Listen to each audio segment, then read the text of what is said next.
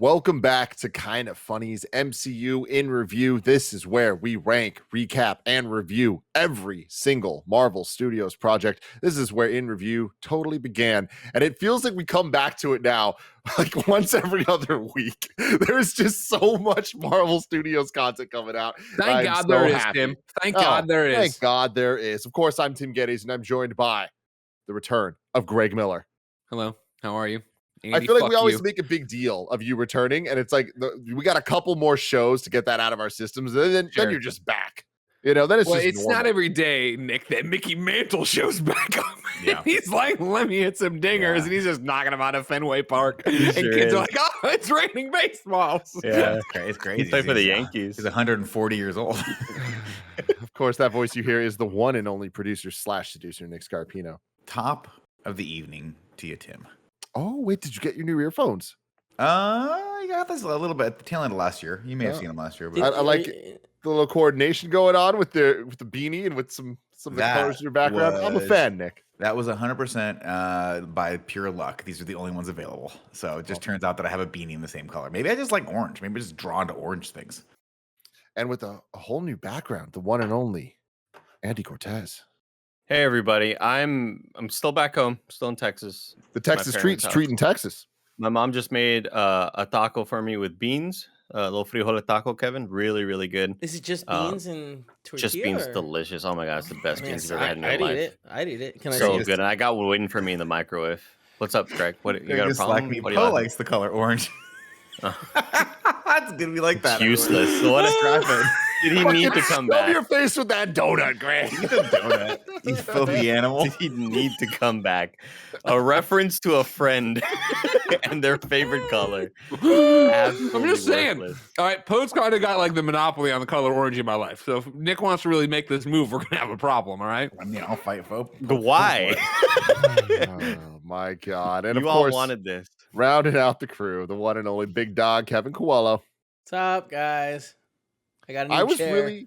really impressed before the show started, Kev, because you were trying to do the Hawkeye little like bottle cap flick thing. And instead of doing that, you threw a treat and Cecil caught it in his mouth. And I didn't believe he could do it, but he did. Yeah, and I was very the impressed. First 3 ties, he didn't get it. But, time number 4. Kevin did that for all the doubters and haters out there who said he couldn't do it. Yeah, but maybe Cecil's not like us. Maybe Cecil's like, I don't really need a treat right now. Whereas you throw a treat at me, I have to eat it. Yeah, Cecil's definitely he's my boy. You throw a treat at him, and he's just like he's his father's son. Oh man, well this is KindaFunny's In Review, where each and every week we get together to rank, review, and recap different movie franchises. As we head into 2022, we are going to sunset the twice a week iteration of the show. It will be once a week going forward, standardly. But every once in a while, we have to play catch up, and there will be more than one. Like this week. So guess what? We're doing Hawkeye right now, but later in the week, we will be returning to Matrix in Review with The Matrix Resurrections. And then next week, we're coming back to, oh man, I can't wait to do this. Cobra Kai in Review with season 4. Andy, have you finished the season yet? Oh yeah, I finished last night. Cool. We're all kind of there. Can't wait to talk about that. Of course, Josh Makuga will be returning to join us for that as well. And as a fun special guest appearance, Joy Noel's going to come hang out with us just because she wants to talk about Cobra Kai because we all love it so damn much. So that's next week. The week after that, we'll be doing Scream 5 with Scream in Review. And then the week after that, Kev, it's all for you. Morbius. It's happening. Get excited. That's our in review calendar for January. That joke. 2022. 2022.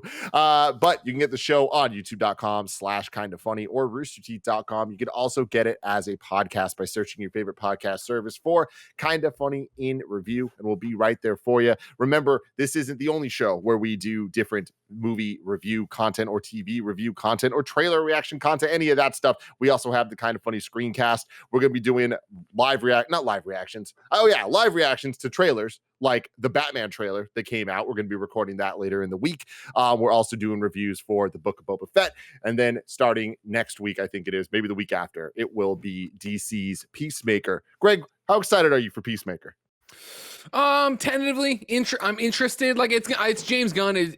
Peacemaker wasn't my favorite character in the Suicide Squad, but he was funny. Like that in the movie was great, and I love James Gunn. So I'm hopeful that it'll be great and it'll be cool. But I don't know much about it, which is probably a good thing. Yeah. Exciting stuff, but stay tuned for all of that. Remember, if you want to get this show ad-free, if you want to watch live as it's being recorded, you got to go to patreon.com/kindafunny, just like our Patreon producers, Molecule, James Davis, and Pranksy have all done. We appreciate you all so very, very much, leading us into this beautiful 2022. Today, we're brought to you by Upstart, Raycon, and ExpressVPN, but we'll talk about that later. For now, let's get into it. We're talking about Hawkeye. Loosely based on the Matt Fraction and David Aja run of the Hawkeye comics, which I absolutely love. And especially now that everyone has watched this show, I couldn't recommend any higher to go back and actually read the volume 1 and 2 of that, because it is utterly fantastic. The show was released 6 episodes, released weekly, with 2 episodes premiering on November 24th and the finale on December 22nd. They had a runtime of between 40 and 62 minutes each, with the finale being the longest Disney Plus episode we've had yet, as Kevin called. Good job, Kevin. You're a soothsayer. This was directed by Rhys Thomas, who was the lead director of the entire show. He directed episodes 1, 2, and 6. And then Bert and Birdie, a female collective of directors, did the rest of the episodes. We're going to say about Bert and Birdie, Greg. I have no thoughts on it. It wasn't until you Greg smile, and it's like if you went there and you implanted it. You're doing the thing where you're implanting, you're inceptioning ideas into my brain, and I don't like it. I want you to stay out, because now, yes, of course, now I'm thinking of Bert and Ernie. I'm thinking of Bert Meg. Remember? If you're a new fan, there was a fan named Bert Meg who liked Kinda Funny so much he supported at the Patreon level, or for to be a producer. Yeah. And then I found his name so hilarious, he just disappeared. He just disappeared. Didn't he drive Troy Baker in an Uber? I'm unsure of that. I think that happened. Well, we'll have. But that's the funny. Yeah. It's one of those things. Again, you're Kinda Funny best friend. We can all admit when you have funny names, right? Like right now in the live chat, Melissa Hagler's there. You're telling me Hagler isn't a funny fucking name, Nick? Whenever she checks out, they look at the credit card. Oh, don't bust my balls on the price, Melissa. She's like, we'll give you a price Hagler. I mean, that's just built in right there. The music was done, unfortunately, Nick, not by our boy. No, it's not Michael Giacchino, but it was actually really good. And it was done by Christoph Beck, who won an Emmy for his work on Buffy the Vampire Slayer in the 90s. He also did the music for WandaVision, Ant-Man 1 and 2, Frozen 1 and 2. So kind of a big deal. This show also featured a little bit of Rogers the Musical, where Matt Scheinman and Scott Whitman got together. They are writers of Hairspray. They've won many Grammys and Emmys and Tonys and all that stuff. And during the scene featuring Rogers the Musical, one of the actors is played by Adam Pascal, who played the character of Roger in the musical and movie version of Rent. And there was a lot of other Broadway cameos as well in that scene. What's up, Greg? I want you to know that I saw Adam Pascal in concert live when our friend Anthony Rapp was in town. And did We Have Cool Friends? And then he performed, and that Adam guy performed with him. And I saw them both, and I knew that. Oh, that's so cool. Also want you to put out that in the live chat, Melissa Hagler says, haggling all day, Greg. See, that's how you roll with the punches, all right? Yeah. Bert Meg finds out the breaking news. His name's hilarious. I knew you were going to insult Bert. I'm sorry, Mr. Meg. Still a class act.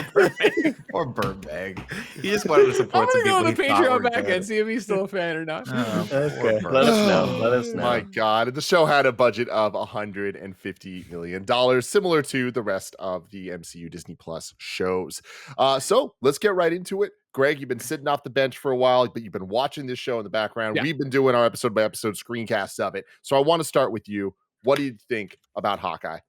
I had a great time. You know, you called out the Fraction run, of course. I had read that back in the day too. That's where I obviously met Kate. I shouldn't say obviously. That's where I first was introduced to Kate Bishop.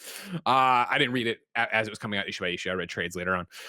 Loved her there. Loved that interpretation of Hawkeye, Pizza Dog, everything about it, and obviously to see how influential that's been on the character in terms of both this show, but then even popping up in Marvel's Avengers and stuff. Like, it's rare, I think, for not rare, but it's something special when a modern comic run echoes that hard, right? That it kind of influences every part of pop culture going forward.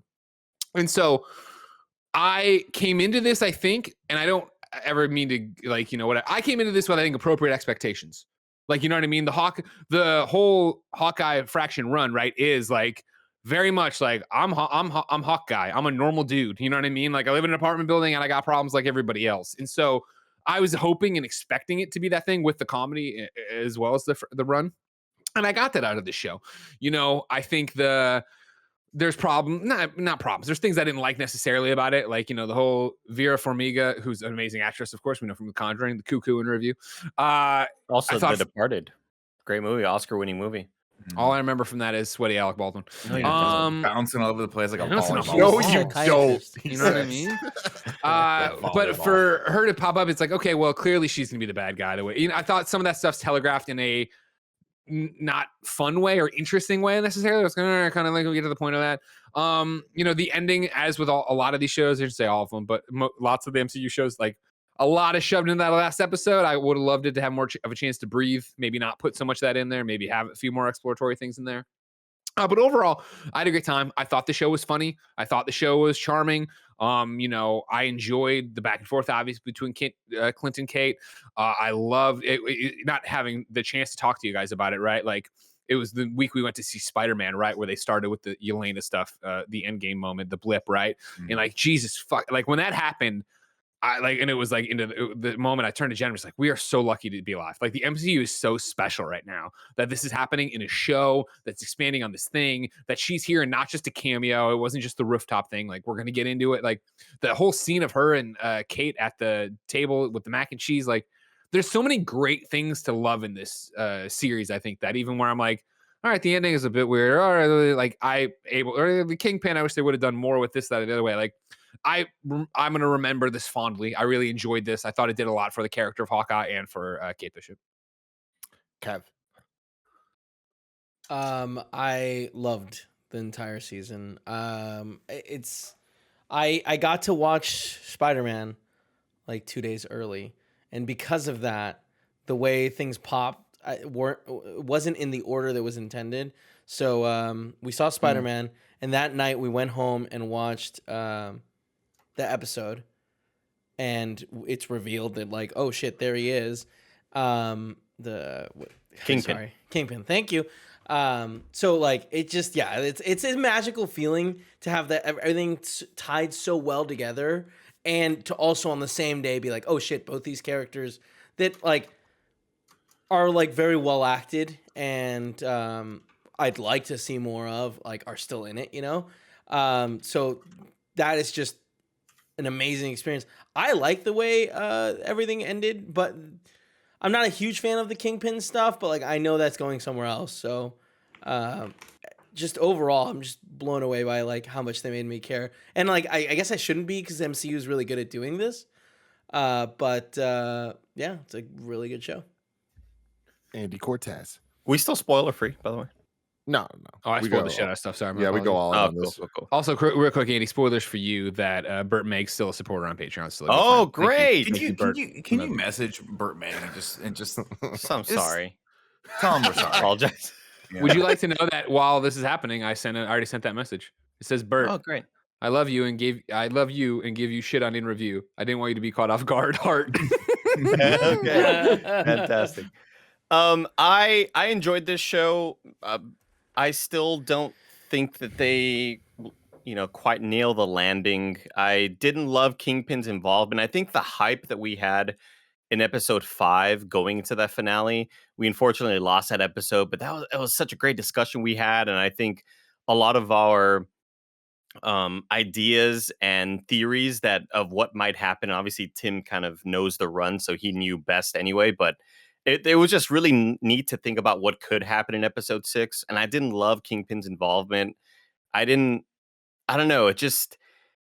I think when you have a character like Kate Bishop, you have to tone down and be a little less serious. And Haley Steinfeld is, again, fantastic. And every line she utters just feels great and real. But I do think that we end up seeing a more toned down version of what we'd expect. And her kind of fighting Kingpin, even though she's getting knocked around like crazy, I'm kind of used to the Kingpin from the Daredevil series. So that's kind of what I wanted to see more of. And it's really hard to mix those two things together.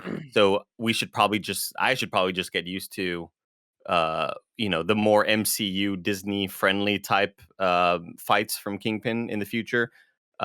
He's not dead, right? Like they're not actually. No, no way. Yeah, absolutely. No, right? Okay, cool. That's also pulled from a comic book too. Cool. A different reveal at the end. If you, I don't know. Yeah, I do think I don't think they quite nailed the landing, like many of these MCU shows.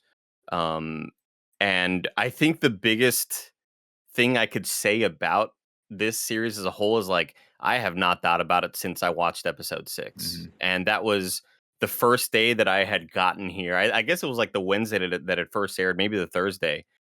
And since then, I've been hanging out with a lot of my friends who are aware of the MCU. They're not in it like we are, but they've seen Endgame, they've seen Infinity War and stuff. And I've talked about Shang-Chi a lot, and I've talked about, hey, we got to go watch No Way Home. And when asked about this show, I'm just like, I don't know if you need to watch it.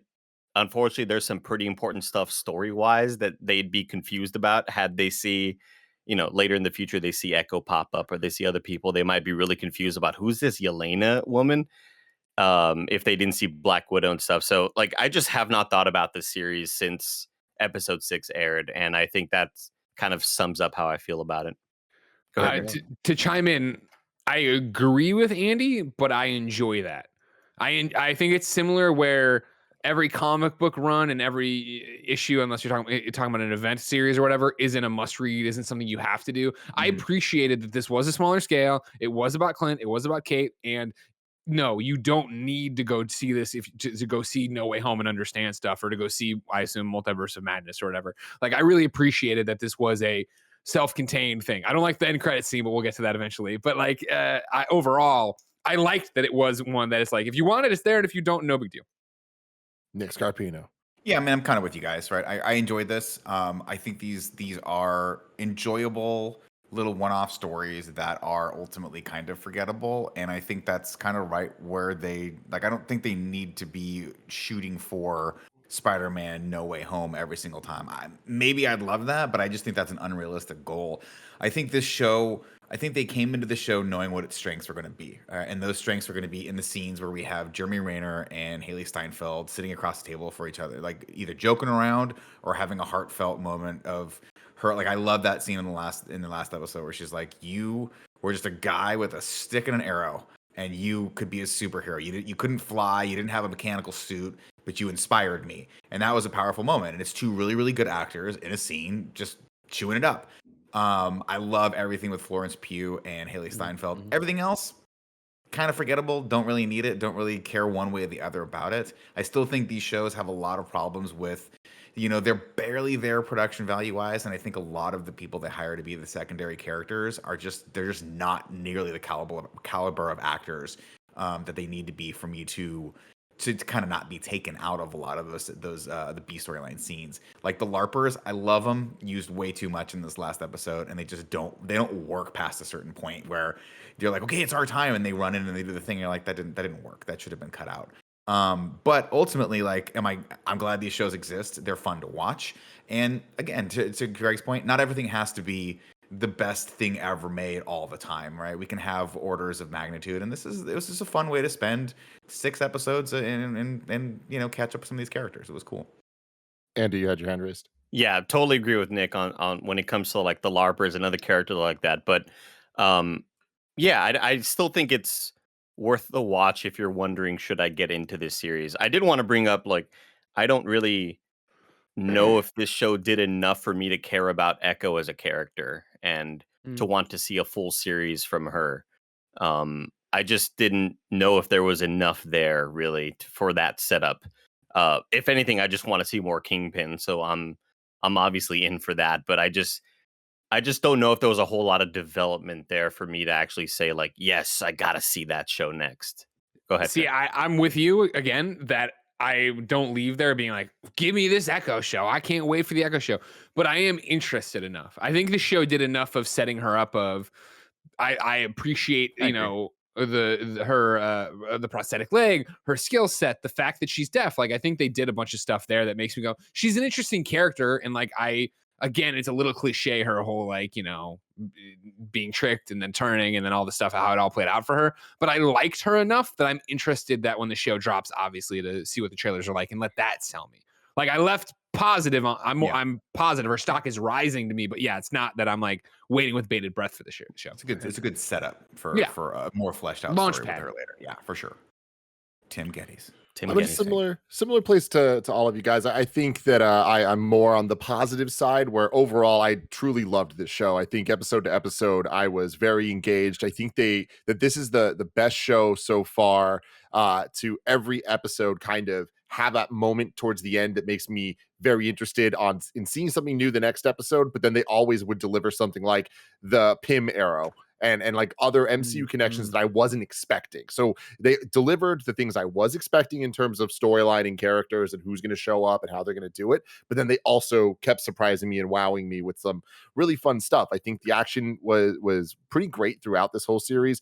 Maybe never the like coolest best thing we've ever seen, but like even in the finale, the fight between Yelena and Kate through the building, it's like I really appreciate these shows kind of use of like camera choreography to make up for the budgetary constraints. I don't think that it's an issue. I think that's actually a compliment. Like I think like how can they get creative with it, you know? Yeah, I think it kind of gives it a unique personality that we don't really see in a lot of the MCU movies. And, you know, we're a little spoiled because we just saw Shang-Chi and like that has the best action really that we've seen in the MCU so far. But I like the similarities between the camera usage in this show and in that. And I think that where the show really shines, like Nick was saying, is the characters. And I think that all the characters are great. And I am more interested in them now than I was going in. And I was already very interested. I want to see where Echo goes. I agree that I don't love where they left her off. But Kate Bishop, 10 out of 10. So awesome. They made Hawkeye better than I had ever thought about Hawkeye in the MCU so far. Even having like his wife, right? Linda Cardellini was such a surprise to me. Didn't expect to see as much of her. Didn't expect to love what they did with her as much as I do. I do think that this show, unfortunately, and the more that I watch the finale, which I've now seen it 3 times, like I like it less and less. And I just am really kind of sad by how I think the last episode kind of like rushes things together. It all works. All the plots make sense. I just think that it's kind of the least interesting end point to what the story set up. And I don't really like a couple choices they made. I don't like them killing Kazi. I don't like how they handled the Kingpin thing. Leaving that ambiguous isn't fun, isn't interesting. It's kind of just confusing and kind of, it feels rushed and it doesn't really leave me wanting more. Of course, I want more. I want to see where Kingpin goes, but Greg? I echo everything you're saying, and it's for me that's where it rings. It rings so much that they're just setting up Echo show, right?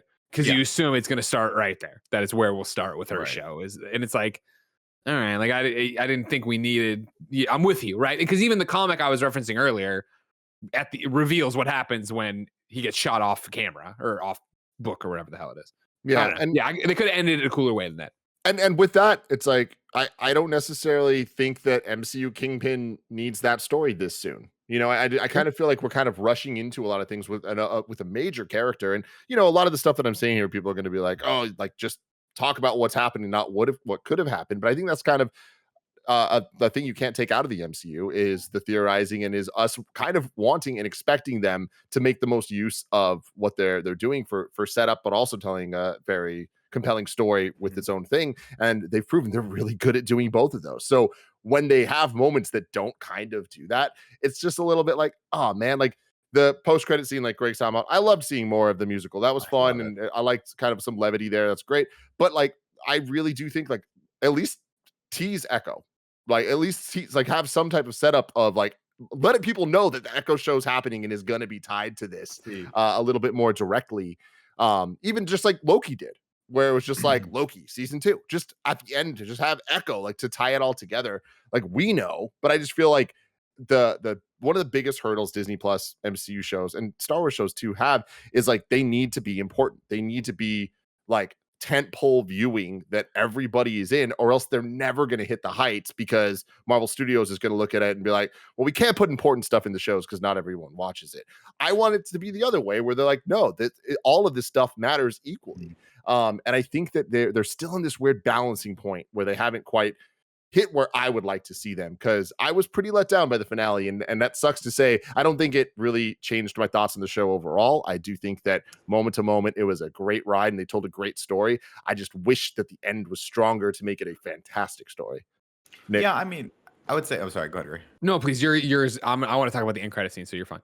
Oh, I was going to talk about that too. Like I just gonna say, like I Look at you all, both of you, two of we you. don't need to necessarily. I didn't need to see like Echo will return in Echo, right? I mean, like obviously we'll see that, and they'll build some hype for that. What I will say is like I absolutely love that they gave us more of that song, and we didn't get to see the full number at the beginning, and this is like They the gave full us a number. lot of it, And it's great. And don't think I didn't try to dial that bad boy up on my Spotify when I got it in my car. I would pay $100 a ticket to see this fucking musical if it was real. And Disney, they have to be making this into a thing.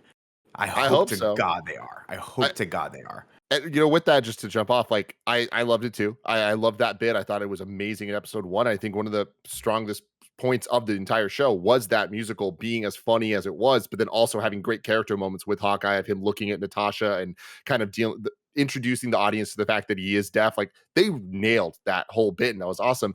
I loved getting more of it in the post credits, and I thought that was kind of fun, especially the Happy Holidays. This being a holiday Christmas movie, or show, they nailed a lot of that stuff. But I didn't necessarily love that we got 5 minutes and not a single thing was added that's about the Avengers. We got like 4 additional minutes of talking about just normal people in New York, and I'm like, this isn't this. Give me more dumb MCU jokes and references and stuff instead of now I'm just watching a musical. And that's what it felt like. Yeah. And it was a bad musical on purpose because it's supposed to be a bad musical. But that was my problem with it. Like, again, for what the show was, I wasn't expecting fucking to get to the end and it's some universe defining change. I don't need that. It was just the fact that I felt the funny parts of the musical had been shown in the show already. So I'm just watching a deleted scene that's longer, but I already know the punchlines. So like, for me, I would have loved it, yes, if they did all of that and then they had just one cut at the end of Yelena in the crowd watching it, Paul Rudd, anything you could do to make it be like something there, or give me a different scene. Give me a shorter scene that's another number of something else going on, right? Like that, for me, would have gone so much further to me like, all right, that was worth it. That was cool. Instead, this just felt like a deleted scene or an extended thing. Again, even though I'm a big old fucking weirdo, I guess I would have much preferred if they would have done a 15-minute special of like, hey, here's how we made this thing. And here, you know what I mean? How we chose to do this, like why we inserted Ant-Man, yada, yada, yada. All these different things I think could have been cool. Or, that'd be so funny. Or if it's going to be silly, give us something like Steve Rogers, at the end of, was it Civil War or Homecoming? Yeah. And maybe have random cameo from some other person that isn't of necessary, any importance, but they're just in the crowd and they're going like, wow, I love this show. Or somebody pissed off that they wasted. Even if it was just time, to go all the way and have it be Polka Dot Man from Suicide Squad, who what's his name? Character in this. Yeah. Yes, I know. Yeah, but the actor in the the actor as his character from MCU just being like, Scott wasn't there, and like that could be the end. You know what I mean? Like just something really stupid like that. Put a fucking hanger on the. I personally liked it. I know it was just a little bit more of what we had already seen. I thought it was funny. I enjoyed it, and I wasn't expecting it. And we only saw a clip of it earlier, right? Yeah, they come in like almost 3/4 of the way through the song, the beginning of it, right? Yeah. So it's like you're getting the hook, but that's what I liked about this. That was like, to me, that was the joke, was that they're gonna make you sit through the whole song. And as a theater nerd, I just love this song. I love the hook. I love when they all 3 of them come in. It's like Hulk does smash, smash, smash. I can do this all day. I'm like, come on, man, that's just hype as fuck. I also didn't watch it earlier, like on YouTube, right? It was released. Is that correct? Not the full video, clip. I have just the audio. Oh, okay. The whole audio was on Spotify. I just love that they committed to making a fantastically bad musical number. And to me, it hits so perfectly because it's so pretentious. It is the exact kind of thing that Hollywood would do to make this musical. But there's a meta-ness to it because we all get that that's what they're going for. But if they actually put this on Broadway, I guarantee it would win some sort of Tony Award. I guarantee it. Yeah, I hope they do. I hope we get more songs because the end of this is great. But yeah, before we move on to the plot, let me tell you about our sponsors.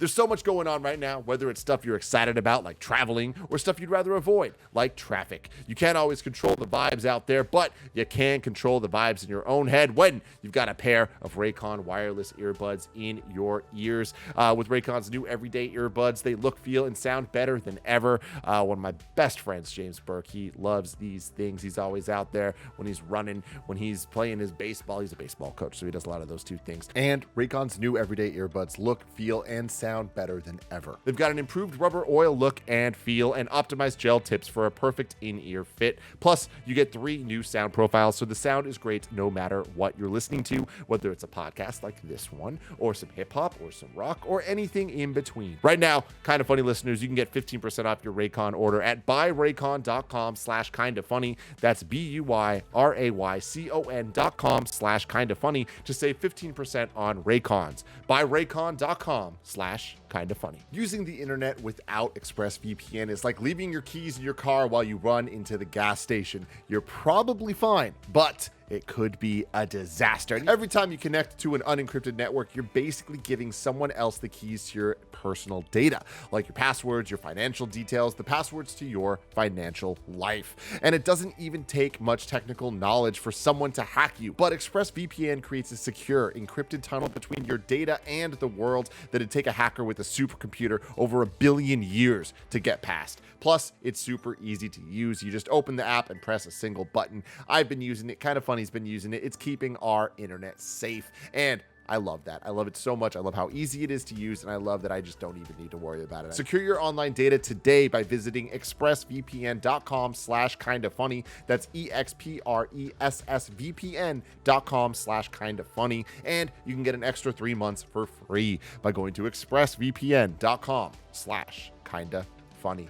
What would it feel like if we were finally free of high interest loans or credit card debt? Well, Upstart can help you make that final payment so you can get ahead. Upstart is the fast and easy way to pay off your debt with a personal loan all online. Whether you're looking to pay off credit cards, consolidate high interest debt, or fund some personal expenses, Upstart can help you get one fixed monthly payment with a clear payoff date. Rather than looking only at your credit score, Upstart considers other factors like your income, current employment, and credit history to find you a smarter rate. One of my really good friends did exactly this, and it helped him out so much. Just consolidating all of his debt into one place allowed him to focus and just take care of it. And now he's debt free thanks to Upstart. Find out how Upstart can lower your monthly payments today. And when you go to upstart.com/kindafunny, that's upstart.com/kindafunny. Don't forget to use our URL to let them know that we sent you. Loan amounts will be determined based on your credit, income, and certain other information provided in your loan application.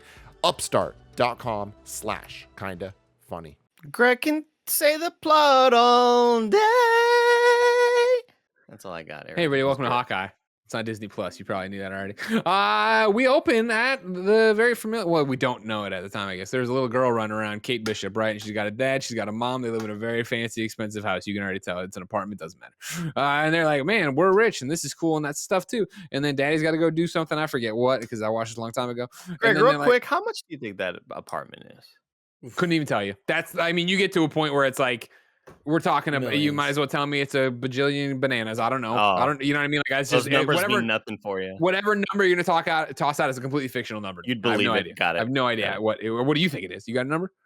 I mean, I don't know. I would just say it looks so nice, and the view was incredible. Exactly, and also, and just I think just being that high up, does that mean like you're richer when you're that high up in the city? Yeah. Really? If That you seems more have to inconvenient, though.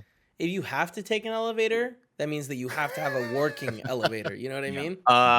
You see what I'm saying? And it's like it's usually like a personal one, right? Andy, usually. if you're in the penthouse, also that means that nobody can be Twitch streaming above you and stomping on the floor. That's true. That's true. Damn it. Yeah. And so yeah, everything's hunky dory there, right? And then you're like, I know where this is going, don't you? You know where this is going, don't you? And sure as shit, what happens? Don't you Chitauri. know? The Chitauri are there, man. It's the Avengers. They're there and they're fucking shit up. They're gonna tear up New York. Oh my god! And so there's like big old alien worms up there, and they're flying around. And you got the other guys like, I got the teeth and shit. And I forget. She's like, mommy and daddy, and these parents, they're just absentee gone. parents. Where the They're fuck are fucking they? gone. This You know scene what I was mean? Weird. Well, one of them's dead.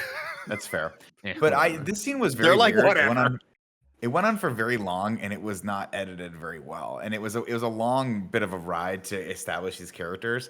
And also, like, again, I hate to harp on the casting of this stuff. The dad wasn't that great, and then Tony comes along later, and he looks a lot like the dad. They're like very similar looking characters, except Tony looks like he shaved the beard and it was a little confusing to me. I didn't like this first scene, but I Tony's do love Jack, how right? it ends. Jack, Tony yeah. Dalton, yeah, so good in Better Call Saul. You'll have no idea. He's so Not good. great in this though. I liked his character in this. I liked his performance for a goofy comic book character. Once we realized he was supposed to be purposely goofy, I was like, oh, I like this guy a lot now. But the lead up to that, I didn't find this guy scary at all. I think he was supposed to be intimidating and like ominous. I don't think so. Like that's the thing. You guys were always saying that from the beginning, but I always thought that he was like supposed to be somebody that just throw us off. I thought he was there to take the fall. Right, but he's maybe because we know Vera Farmiga, but in the world, there's at least supposed to be a little bit of a question as to whether or not this guy is capable of being the bad guy in order for that red herring to work. But it doesn't work. None of us. There are so many unknowns in the MCU comic universe that if by the end of it turned out he was the so-and-so funder or whatever, like Kingpin, like I would have believed it because it just kind of seemed like something that would have happened. He's the sword man. They just changed him from being like a bad guy in the comics to not being a bad guy, but still having all that stuff. But it's like, they showed it in this that he's really good with swords, like he can best her, and he's just really into buying swords and stuff. That's why he steals Ronin's sword and all that shit. Like, I thought they did a good job of like playing it where that he could have been the bad guy. I'm just really happy he ended up not being the bad guy because he was goofier than he is in the comics. Mm-hmm. I think for me that character was silly at first, but then I think fairly quickly I was like, oh, this is clearly a red herring. And then by the end of it, I was actually shocked how much I liked him. And once he gets arrested, and he is just an incompetent buffoon of like, oh, I've never worked a day in my life. Like, there's no way that I'm doing anything illegal. Suddenly, I was like, oh, this guy's fucking hilarious, and he's just kind of a badass with the sword. So I was behind that. And so, Chitauri, they're fucking shit up and they like blow open half the house or some shit. And then they're like, we're going to eat this little girl. Fuck the rest of New York. We want to eat this little girl. She looks tasty. She's the only one we want to eat. They're like, fuck the plan, Loki. girl. We're going to go eat this girl. And so they start flying at her or whatever. And then as they're getting closer, she's just like frozen, right? And this is the number one thing you got to teach children, not to freeze when an alien's flying at them. You know what I mean? I've already started telling Benjamin, but like he doesn't know it yet. But like when he can move, he'll know. But she freezes, stupid kid. You think it's one of those things where baby wolves know how to howl, even though they don't even know what howling is? Like, it's just something that's kind of going to be when an alien's flying at Benjamin, he's going to know what to do. 100%. I mean, because I'm not asking. Obviously, we're all adults here. We know what we would do. You would pick up one of the bricks that's on the ground, wait a little bit, and then you throw it, right? You throw it not at them, try to hit the wing of the thing, get into the little turbine, send them off, they smash, right? But all I'm saying is once Benjamin, hold on, sorry. I forgot. I was going to do it as me, but I forgot that I have a prop. Great. So once Benjamin learns to get up on his feet like this, right? Once he gets up on his feet and somebody's flying at him that's an alien, just an alien, he's going to know to go to do the juke, Andy. You know what I mean? You go that way and then you go down that way. You go like you're going right, then you go left. Jackson. These guys, they're flying in. All they're thinking is that's some tasty baby meat. They don't know that you're able to fucking do jukes and stuff. Because that's what's gonna happen. You're gonna juke. They're gonna slam. The one guy who didn't get killed in the front, the other Chitauri, he's got a piece of rebar through his second heart because they have two hearts at Chitauri. And he's lying there, right? That's so. And the little baby Benjamin walks back over and is just like, "Got you, fucker!" And he's like, "I didn't know you juked in this universe." How old you know is what he? I mean? Watto? Is he Watto? No, these are two completely different impressions. Okay. Sorry that you have. You bad don't understand the perception. nuance of his I'm performance. so sorry. I apologize. Anyways, though, so she just stands there like a moron. But then what happens? arrow, boom, blows it up. Oh my God, it was an arrow. It's Hawkeye. And so she sees Hawkeye over there, and it's just Jeremy Renner just draining threes, just blah, blah, blah, blah. I remember this from Avengers, right? And so, like, she's just like, oh my God, this man with the exposed arms is draining threes. And so then Reggie Miller over here. You know what I mean? Yeah, Reggie Miller. Yeah, right. And so then, Mora and T'Challa come running at Hawkeye. And again, he's like, to his credit, it's not just 3 on the Green Goblin jet. It's a bunch of them, right? So he knows, he thinks about it. He goes, what if I juke right? No, there's too many of them. He knows if he jukes right, goes left, that it doesn't matter. So he runs and does the thing where he jumps off and then he tethers and he flies through the window. And little Kate Bishop's like, wow, right? And then, Vera Farmiga shows up and she's like, the devil's here. And she grabs the Conjuring room. She grabs the kid. Okay. I was very confused about that. Thank you for elaborating. This is the work of Annabelle. I'm glad you pointed that out. She grabs Kate Bishop and like, Dad is fucking dead. He got pancaked by the bricks. You know what I mean? Dad. Sucks to be him. Or it does it. Who knows? Here. You know what I mean?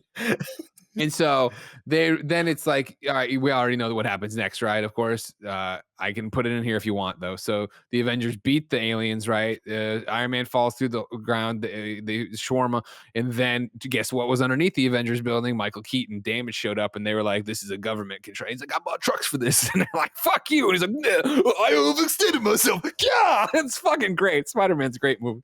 Anyway, so while that's happening, Dad is pancaked in the Bishop household, right? And so then they go to the funeral, and you might say, man, what did they put in that casket? I'll tell you what, they took the pancake body, they folded it up like origami, put it in the casket. They bury that shit. Do they take the bricks out? Or do they put the bricks that got folded in the pancake? I mean, inevitably, some of those bricks are going to be folded in. It's going to be impossible to get those out because it's like a slurry, Normal people watch this show and they're just like, okay, cool. The dad is dead. We didn't see the body. We didn't see the body. So like, maybe he's going to come back, but maybe he's just dead. We don't know. Greg Miller, he's like, no, the body was so flat that it had to be origami to be put in the fucking, no. Listen, there's endless possibility in the MCU. Yeah. Kevin Feige is not sitting there going, we really duped him with Mr. Bishop. They're gonna flip their shit when in Blade he's like, I've been on the run, you want a brick? Like, no, that's not, he doesn't know what he gives a shit. This guy is dead as a doornail. He's gone. Don't worry about it, right? And so Vera Farmiga's like, we got to get the devil away from you. And she's like, whatever you need, we'll do. And she's like, I want a bow and arrow. And you're like, yeah, Hawkeye. It's a fucking Hawkeye movie.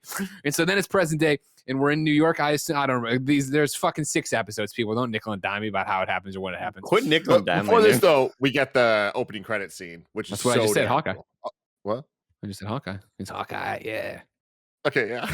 But like, I really like the animation and the music and kind of the storytelling in this whole thing and it being in the style of the comics and stuff. Like, it's cool when we get the kind of like intro in the episode 1 of the shows, and we don't get it in the rest of the season.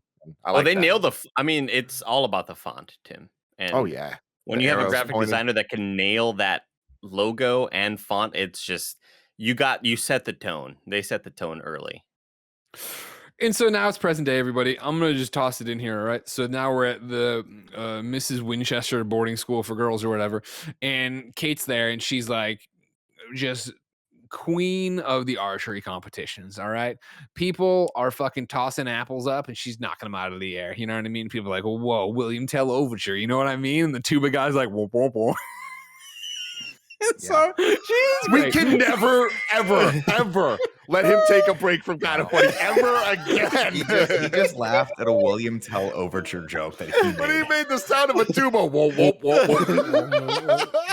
I'll tell you what, I was worried about this one. I'm nailing it. Yeah, you're crushing it. Yeah. Her friends are like, you know what? We'll bet you lunch at the commissary that you can't hit the bell thing, Jake, up there. She's like, watch me. So she's up there and she shoots. You got to ring the bell. She hits it the first time. It goes, and just falls off. She's like, oh, hold on. I got an idea. And she makes like the thing with the caltrops or whatever. She and the bell goes and rings. And like, yeah. And then it's like, it starts to crack. She's like, that'll be okay. And then it just destroys. Like, oh, that won't be okay. And her friends leave her. And then security shows up and she's in trouble.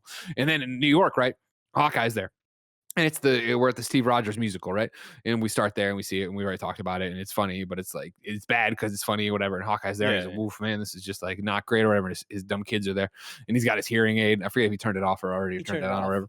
Yeah. And so then he turns it back on or whatever. And he's like, I'm gonna go to the bathroom. So he goes to the bathroom and then on the urinal, somebody wrote Thanos was right. Funny. And then a fun thing, just a little like Easter eggy, like just joke thing that people on TikTok were saying is Ant-Man's there, and it's like Ant-Man wasn't there. Yeah. Technically, Ant-Man was there because of Endgame when he goes back in time. So Ant-Man is there. So somebody could have seen Ant-Man in the Battle of New York, which is fun. But isn't this gets into our whole, I've seen that too on TikTok and I thought it was really funny, but this gets back into our Cap wise, could old Cap has carried Peggy's coffin, right? Oh, because please. I don't want to do this again. Theoretically, if you went back in time and did this, that's the new timeline. That's not the real timeline. We're still in the real timeline, right? It's a funny thing. I agree. It's funny. We don't overthink it. It is a funny thing, and I love that. I love that the fucking writers of this were like, I saw Ant-Man there with my own eyes. I'll put him in the musical. Anyways. Thanos is right. And then there's a creeper there who wants his autograph, and he's like, not the time. And he's like, it's not appropriate. And then he washes his hands. He's like, is it appropriate? Now he wants a photo for his fucking kid and whatever. He's like, eh. And so then he goes outside and he sits on the stoop. And because the thing already happened where he's watching, they got to the Black Widow part, and he started thinking, Natasha, and like they played her theme or whatever. And you probably don't remember this, so I'll tell you about it ahead. I'm sorry. So in Russia, there are these little girls, and they get captured, and then they get into the assassins program in the Red Room, and then I gotta go. So then there was a one named Natasha, and so she had the guy from Stranger Things was her dad, and the woman from The Mummy was her mom, and then Yelena Plu, she was her sister. Yelena Plu. That's right, Yelena Plu. Famed actor Yelena Plu. From Midsummer. So he's watching it and he sees a Black Widow doing her twirls up there, and he's like, oh man, I remember her before she went splat flat as a pancake, fold her ass up. What is it? That's why he went outside and cried. That's when he went outside and cried. And so then his daughter comes out, he's like, oh man, yeah, you knew her, that's sad. And then her brother comes out and he's like, this is sad. And then the little brother comes out like, why were you left alone? They all, let's go. We don't like the show. Okay, great. And so then Kate Bishop, she comes home to the Conjuring house and she's like, the devil made me do it. And then, and her mom's here for me. She's super excited that she's back. And it's like, cool, we're back. And then it was like at the last, come to the black tie gala we're doing or whatever, and wear the dress I got you. And also, we're gonna have a serious talk about, why you knocked down a bell tower or whatever, and something else. You broke some historic stuff or whatever. You go with gala. Yeah, it's not right. I've heard gala or gala, but not gala. Never gala. Never gala, right? Okay, so it's gala or gala? It's gala or gala, but Gala. you said gala. Territorial the discussion is always like, is it gala or gala? But Greg went option 3. Well, I don't like conflict. I don't like conflict. You know what I mean? I don't need to get in a fight. I got nothing here. You know what I mean? Keegan Hill says Greg is correct in the chat. So there you go. And I know Keegan Hill very well, and I trust him. At first, I thought he said Gollum. But like, to be fair, right before that, he said MCU, CU, or MC. Oh yeah, MC Cuckoo. We did a popular review show about The Conjuring. All right. Let me start there for you. All right. You got this witch named Bathsheba, all right? Oh, God. And she got this big tree out front. She ain't cool with this tree, brother. Let me tell you. All right. Anyways, you know where we are now. And so then the Hawkeye family, they're in New York celebrating Christmas without mom, but we'll get to that in a second. So they go to Chinese food and they're having fun, and maybe mom calls here. I forget. Oh no, he's like, let's do Christmas stuff, and I want to watch movies, and I want an ugly sweater party, and I want to decorate the tree, whatever the fuck he says. Like, why are we spending Christmas in New York? Why wouldn't we do all these things at home? I'm gonna do an ugly sweater thing in New York. That's gonna be like $50 for a sweater. It doesn't make any sense. We live in Montana. It'd be great. And while they're arguing, we're gonna go see the biggest tree across the street or some shit. Guy comes by and he's like, there's no bill. The food's on us. And he's like, oh, no, please. And he's like, please, you saved the city. At which point I would have been like, well, technically I kind of fucking saved the universe. I don't know if you remember that. Like, we can think bigger. All right. I understand I'm in New York and I stopped the Chitauri and they were trying to eat that one girl. But like, also, don't forget, I probably brought back some of your family members. I saw my best friend get pancaked. Like, there's a couple other reasons. It isn't 2011 right now. All right. Damn, I think Avengers 2012. Anyway, my own reference, as I said. Anyways, so the food's free, and then they call mom, and she's checking in, like, you want some alone time with them or whatever. I don't fully buy it if you ask me, ladies and gentlemen. You know, Jen and Benjamin get blinked out of existence tomorrow for 5 years. I go off and I kill every motherfucker alive. Christmas comes around. I'm not going to be like, oh, man, all right, me and Ben are going to go take a boys trip. You know what I mean? I'm like, maybe we should all stay together. Maybe we should hang out together. Yeah. Wasn't he there for the, like, to get the watch? Like, right? Or... I didn't take that. I did not. No, I don't think so. I thought it was that when this Ronin suit reappears, he finds out there was a thing with stuff from the Avengers compound. Was the watch there? Yeah. I just sort of feel like the producers of the show like gave him free tickets, so he took his family, and that was that sounds right. You know what I mean? I just kind of read that as like we're just gonna do a quick little trip, and then for some reason Linda Cardellini was like, "I will not go." Yeah, I hate musical theater. Go. I don't know why I would go. And I bet you it was like the kids wanted to go. Yeah. And he's like, I don't want to watch this. And it's like Hamilton, where it's like, look, people aren't getting tickets, but you can get it. You're Hamilton, you know? Yeah. Or one of the other guys. What do you think would happen if Hamilton, we brought him back and we put him in the audience, you know? You ever think about that? That's something I like. Really racist things. Really racist like, I don't ever go down like that. That's something I'd love to do. And I've thought about it. You say, how would you do that? Because, you know, I'd pluck him out. Actually, fuck, you know what? Spider-Man, well, I don't think that's a spoiler. Can I spoil something that's not a spoiler from the latest Spider-Man? Sure. That's quite the question. Well, there you go. I'll allow it. It's very similar to what I've always thought of like, oh man, I'd love to show. It's a real thought I've had multiple times. I'd love to show Benjamin Franklin an iPhone. You know what I mean? I think he'd be, oh man, because he found electricity with the kite and the key and all that shit. And so it's like, man, he'd think this is dope. You know what I mean? But then, of course, if I showed him an iPhone and then he lived another 20 years, a big problem, right? Because he's gonna be all, oh, it's on this thing, you know, and they fucking got YouTube, you know what I mean? I don't need him ruining all that shit. So what I always want to do is pluck him right before he dies. But then it kind of put him in a pocket universe, a pocket dimension, where I put him in there. Where like, because if he's about to die, clearly he's about to die. But like, I don't know how Benjamin Franklin died. I assume tuberculosis. I put him in there. Nobody knows. Nobody can look it up. I assume tuberculosis. Let's not, you know, cart before the horse here. If I figure out how to make a pocket dimension that I can stop time in to show people things, then I'll start worrying about how they died. I got to figure out how to get to them as well. I just love, and don't explain anything because I get it, but I love that in the chat, Matt Grover says, how is this a spoiler from Spider-Man? I get it though. You get it, yeah, okay. Yeah. So if you've seen it, you get it. If you don't, you don't. You know what I mean? Sorry, you never will. Go to the theater. You know what I mean? Oh God. Anyways, Kate goes to the black tie did he die gala. From syphilis because of all the whores. Probably gala. She goes to the gala. Oh, well, she. It was a different time, Andy. It was a different time. Jack is at the house, and that's when she's like, something's going on here. Mom's pretty close to this Jekka, and then she goes to the gala. Not dressed in the dress they wanted her to. I think this is where she was like in the, you know, just a black shirt. She looks like staff. Turns out she dressed like wait staff. And so someone tries to get her to Armand comes over and tries to get a drink from her, and she's like, I'm not that guy. She's like, oh, you had the thing, and I forget on whatever Halloween he made fucking toaster strudel. There's some shit he did that she remembers food wise. And then little Armand 12 or whatever comes over, and there's a funny. He's a rich guy, huh? He's got the toaster strudel. You like that? That was a very reference. I'm glad you got it. Anyways, and they have a funny little Armand exchange over here, which I'm a fan of. And then Armand lets it slip that Jack and Eleanor, that's Vera Farmiga from the Conjuring universe. The devil made me do it. Real quick, it was a lung thing. He died from a lung thing. Out of a lung not thing. Syphilis. Like a lung stabbing thing. Or a lung like the layers between his lung got inflamed. It's not good. Well, that's gonna be hard because in the pocket dimension, I don't know how that works. You know? Yeah, I don't know if we have healthcare in the pocket dimension. Hard. Well, I don't want. It's not so much the healthcare. I just need to not. I feel like you can't die when you're there, but I also don't want him in extreme agony while I show him an iPhone. You know what I mean? Like I want to be able to show him morphine. Just give a little morphine, right? What I really need is time travel and then the neuralizer from Men in Black. Yeah. You know what I mean? Because that was a cool thing, Andy. I respect though that all of this that you're really worried about your comfort during this. Not so much.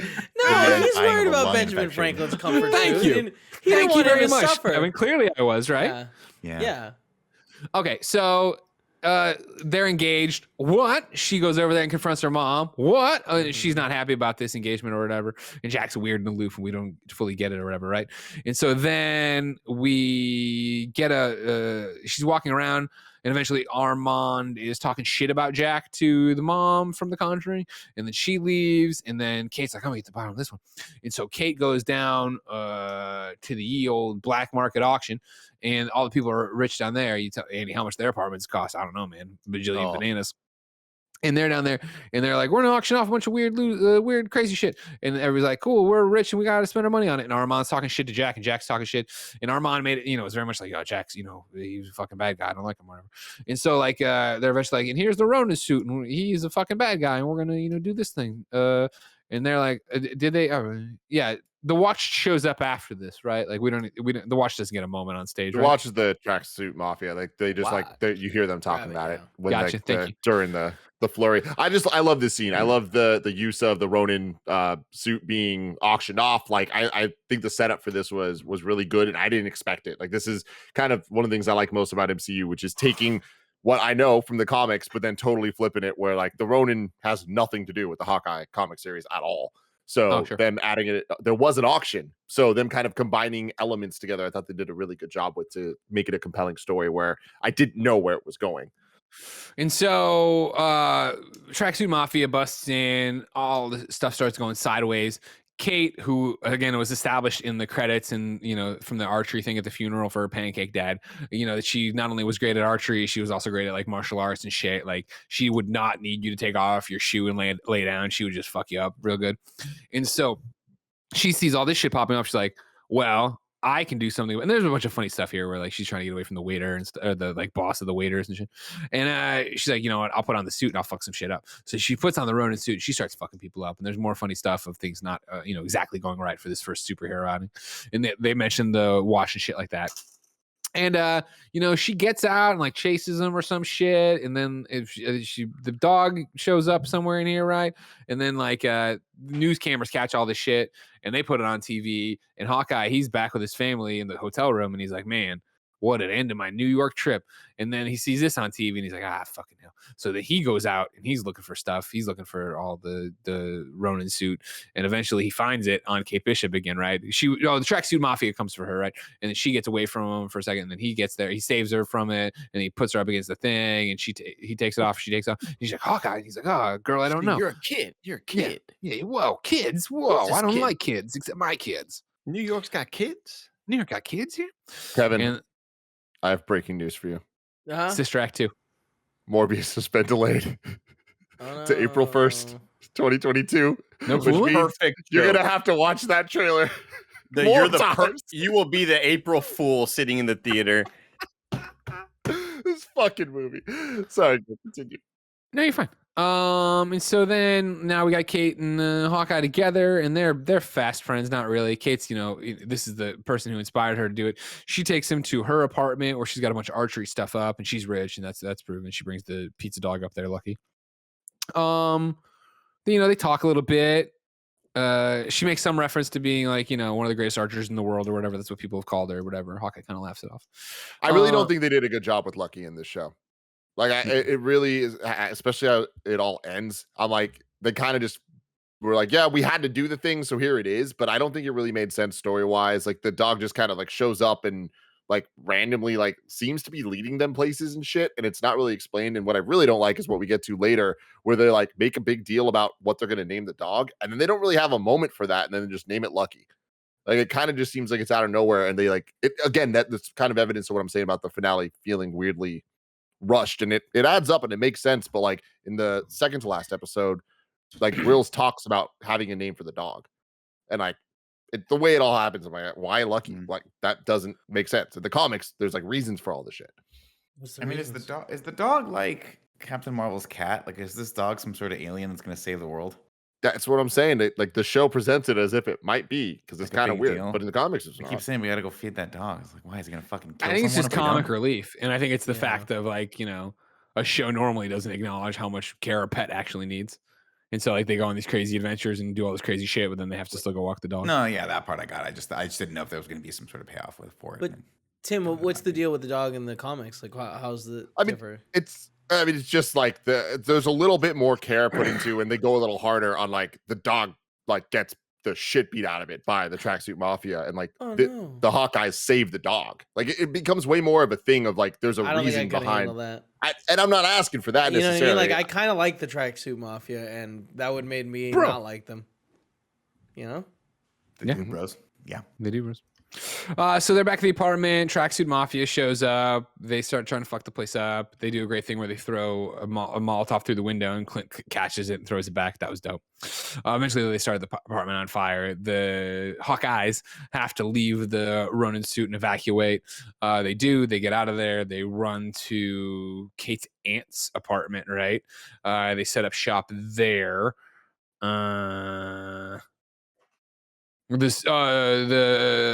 Okay, so then Clint kind of is like, he keeps doing the reluctant partner thing, or he doesn't want to do it, so he leaves to go get the Ronin suit. He gets there and it's already gone. It turns out the police took it already. Fireman. And so Fireman. oh yeah, right, fireman, yeah, right, Shitty because he walked fireman. into the cool fireman thing, right? This really bothered me, Greg, when it happened. You weren't here for that episode. Sure. But I was like, it's really fucked up for a fireman to come into your house while it's burning and be like, I'm going to steal something. And it's not properly addressed, I feel like, in this show. In fact, the police enforcement are also thieves. Remember, they steal evidence. Yeah, there's also a part at the end where the cops are LARPing when they turn into their LARPing costumes. They just start beating everyone up. I'm like, you don't need a LARPing costume. You're a cop. Well, You can put your uniform on. Nobody was listening. so remember, nobody was listening. What I liked, You're a police officer. yeah, but what I liked about that was commentary on the fact that like heroes in this world mean more, right? Yeah. Yeah, I thought it was definitely. very but poorly handled. It was. Yeah, it this is wasn't one of those great. things It where I was wasn't like, great. It Or was you dumb. could just call all your friends who are also NYPD officers and have them come as backup. And it's also weird that you're working. It doesn't matter. Go ahead. And so that happens, and then while that was happening, Kate goes to talk to her mother to tell. Oh, right, I've totally skipped that. I'm sorry. When she got away in the Ronin suit the first time, in episode 1, she went to Armand's and found him dead, killed by a sword. And Jack, of course, had the Ronin sword. No, he was trying to get the Jack likes swords. And we knew that. So she goes there and tells her mom, like, Jack, yeah. Quick spoiler, like, do we ever find out what happens to Armand? I feel like Vera Farmiga stabbed him with a sword, right? Yeah. Like framed the actual Jack. murder. Like Yeah, like I mean, that's the assumption we make because it turns out maybe Vera she hired Farmiga- Yelena. You know what I mean? I feel like they Yeah, we left don't they really were get just closure they to left that that. open. We don't really care. We don't care about Armand. You I know, that's Kinda just, suck but it's anyway. just I it's think little weird Armand killed him. storytelling. I said this during I think one of the first recap episodes. I'm so glad they killed his ass. He was just like not a good or character that I was like, when he died, I'm like, thank God I don't have to see this dude on screen anymore, because he just was not a good character. I didn't like the acting. I didn't like the dude playing it. It was just way too cartoony. So fuck that guy. Yeah. Well, Fuck that I don't guy. know. Speaking of cartoony, in this episode, after they figure out the LARPing thing, I forget how. So Hawkeye goes to the LARP, and he's gonna get the suit from the guy, the thieving fire department man. And then he's like, "Cool, but let me kill you in the LARP, and then I'll give you the thing." And a man of his word, he does. Hawkeye lets him kill him, and then he gives him the suit, and that's like, all right, all's well that ends well in this thing. You know what I mean? Yeah, I like super, it. super fun scene. I liked this LARPing scene. I feel like it was the right amount of comedic, but cool with action and all that stuff. And Grills, the firefighter character, he's from the comics as well. And like he's a much more main character, I would say. There's no LARPers in the comics, but he is one of the main people that live in the apartment they're at. And I like that they kind of gave him that. The LARPing thing I thought was interesting. I just didn't like where they took it and how they handled it. But Same. this episode, I thought they did a really good job with it. And so now that he has the suit back, he knows he's got to, before he can go home to his family for Christmas, who he sent home already, the kids, he knows he has to end this, or, they'll keep coming for Kate Bishop since they know it's Kate Bishop. And so he gets captured by the tracksuit mafia on purpose. And, it's very much like Natasha in the beginning of Avengers, right? Where she is captured and then they call and she's like, he's about to give me everything. He's there, getting the information he needs from him. And then Kate Bishop, they're looking for Kate. Kate falls through a skylight trying to save him. She's captured. This is the introduction of Echo, right? Where it's she's there and they come in and like brief her of like, we got him or whatever, some shit like that. And so then it's another episode now. I guess do they open here with her backstory of her dad getting killed and all that shit? I'm just gonna talk. Okay, yeah, I believe so. Yeah. You watch we, it. we Right? do get a scene. I think the opener of it is them at the little karate school. And that it kind For of is Uncle? the first tease of Uncle being Yeah. Fisk. And then one thing that's interesting here that I saw pointed out from New Rockstars is in the credits, one of the boys that she's not one of the ones she fights, but like one of the karate kids in the background is credited as young Kazi. So it kind of like fills in that like the assumption being that Kingpin is raising these kids to be fighters. And like the tracksuit mafia, all of them were the kids. Oh, okay, interesting. I like that. But yeah, we had her backstory, right, of being. I'm sorry, go ahead. I was just gonna say I was very confused on Kazi's age, because we see him when her dad gets killed, right? And he looks similar to how he is now, right, age wise, or no? No, I guess we don't. Never mind. So yeah, you get the whole thing right of like, you know, her dad was killed by Ronin in the shop or whatever. She is of course deaf, and she's, you know, Great. been I remembered. They talk about it, and he was already working for her dad. gotcha. And he was That like, makes sense. well, you weren't there. That was weird. Why weren't you there? So he was old enough to work. I thought she was very young when the dad died. So it's just, he's employing No, I very always thought young. it was like just a few years ago, right? It was like a year before this, like they brought everyone back, right? I guess or like 4 years. Or like 4 years. Yeah, I don't think it was Yes. that long ago in the Somewhere history there. of this. I am confused as to why he killed the Population. dad and who ordered him to kill the dad. Kingpin ordered he was him to working kill. for the Kingpin Kingpin? Kingpin didn't order him to kill. I think Kingpin Like, set him up? leaked information. Yeah. Ah, okay. That makes sense. Yeah. So that To get he him would come killed, and kill. basically. Yeah. Exactly. Anyways, you get her whole backstory. You know, she has to be smarter and faster than everybody because of her hearing impairment. So it's made, and she's like pushed herself super far, and that's why she's like, you know, killing machine kind of thing. And she has the prosthetic leg as well, Yeah. which the actress really had. The actress is really deaf and has a prosthetic leg. Echo, the character in the comics, does not have a prosthetic leg. So that is more of a MCU-ification story they're going with, which I think is pretty cool. Yeah, That's very really cool. And so she, you know, comes out and signs a bunch to Clint, and he's like, I'm not deaf, I'm just impaired, or I'm just hard of hearing or whatever. And I forget, I'm gonna toss it in here. It must have probably happened earlier when he was talking to Kate, and she was like, because this is the first time he uses a hearing aid, right, in the MCU, and she's like, what happened? And he's like, take your pick or whatever. Or like he has a quick flashback of all the different things he's done with the Avengers. And Oh, explosions right. and shit. She's I'm like, taken, that's yeah. really good. That's really good. I It's like that great. one. Sets of Christmas music. I'd love the use of Christmas music, this entire thing, and I think it really gives the show a Great cohesive vibe. Sure. If you need more information on that, of course, there was this lady named Mary. God was like, "You're pregnant with my We son." don't need the plot of Christmas, Greg. Sorry. And so they, you know, eventually, of course, they're the Hawkeye, so they bust out of their thing or whatever, and then they get outside there on the run. They fight a bunch. Fucking awesome fight scene, though. I want to give a Dude, shout out. I was The gonna get to the abandoned chase KB scene, but yeah. Ben and KB Toys, like doing all Yeah. the fights with all that shit was, I think, freaking awesome. And again, tying into the Christmas shit, great job into this chase scene. This chase scene is so fucking cool, like good. so fucking cool, right? And it's The both one shot. great action, shot incredibly well. It's funny, right? Because this is the whole thing. Hawkeye fun. can't hear her, so she's talking like they're having but then it's like they're syncing up, even though they're not, like they're off like by a sentence on a few different things, which is great.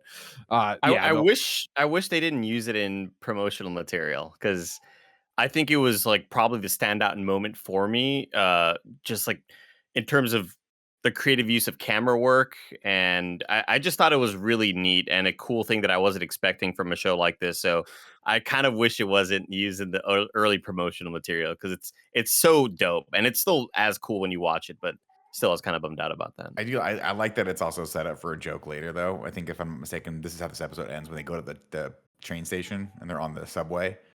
And she starts off with like, we got to go feed that dog. And then like gets real with them. And then he's like, a beat later, he goes, hey, we got to go feed that dog. Like he couldn't hear a word she was saying. Yeah. Yeah. And so they have this whole thing and the trick arrows, and there's, you know, there's crazy putties and things getting shot from all the cool crazy arrows. And then eventually I did see it. I don't know how much of this was revealed. I guess I didn't see a lot of trailers for it. But then she uses the Pym arrow, right, to drop. I thought that was so fucking cool. That wasn't shown. Okay, Good. Great. Yeah, it was like what Andy's talking about is they showed like 2.5 minutes of this clip in the Disney Plus day. Gotcha. Marvel Yeah, Studios, I didn't yeah. watch that. I didn't watch that. So they get away, and like Nick said, yeah, there's this good conversation on the subway. There's a conversation. In the apartment, they go back to that apartment, the aunt's apartment, right? And he doesn't have the hearing aid, and his son calls, but he calls on his daughter's phone or his wife's phone, and so like Kate Bishop has to give notes of what he's saying and stuff like this, and it's really well done and well acted, I think, right? Both her frantically trying to give the information, Hawkeye's depression and weight of being a dad and wanting to go home but trying to do the right thing, and the kids asking when he's going to come home for Christmas and shit. It's just so well done or whatever. I love it too because if I remember correctly, this is the scene where he is in like a tank top and you see all his tattoos and shit, and I just love the visuals of him just being so beat down, and like that is clearly Ronin, and it's like he can't shed that, like that is part of who he can, grows hair out and all that stuff, but like here's this dad like just being a dad, and he can't get away from being this killer. How do you think it felt when he was like, all right, no more faux hawk? Like, what do you like? Oh, I think it was sad. It's a sad commitment, right? That fucking haircut might have been one of the coolest haircuts ever. It's so dope. I'm with you, Nick. So many people disagree, but fuck them all. They're wrong. So they go to some like electronic New York shop, whatever, get the hearing aid fixed. Then it's all right, cool. Let's go. My mom runs some super crazy, security system. Let's go to her house. We'll log into her house. We'll be able to find stuff on Echo and Kazi. Is that who we're looking for? I forget who we're looking for at this point. Yeah, that's right. Find more stuff in the Tracksuit Mafia. Okay, cool.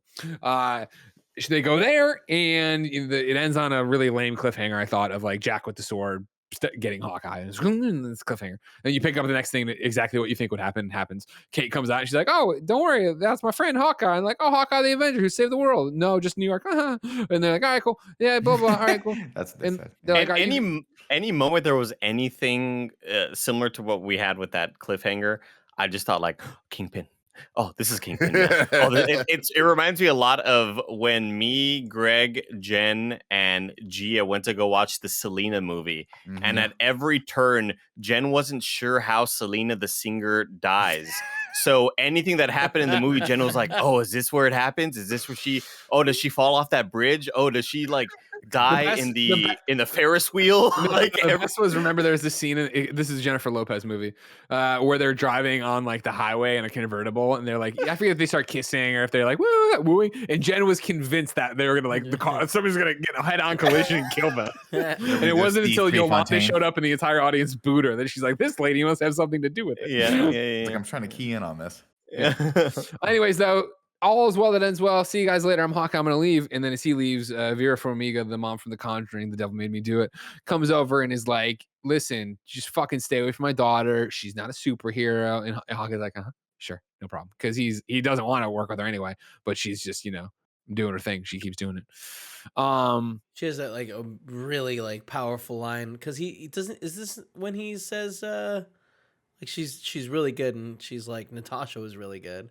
Yeah. Oh yeah, you're right. You're right. Like, Yeah. Got him. Then they get back together somehow. I fucking forget. I don't remember. Something else happens here. She leaves him a bunch of messages, right?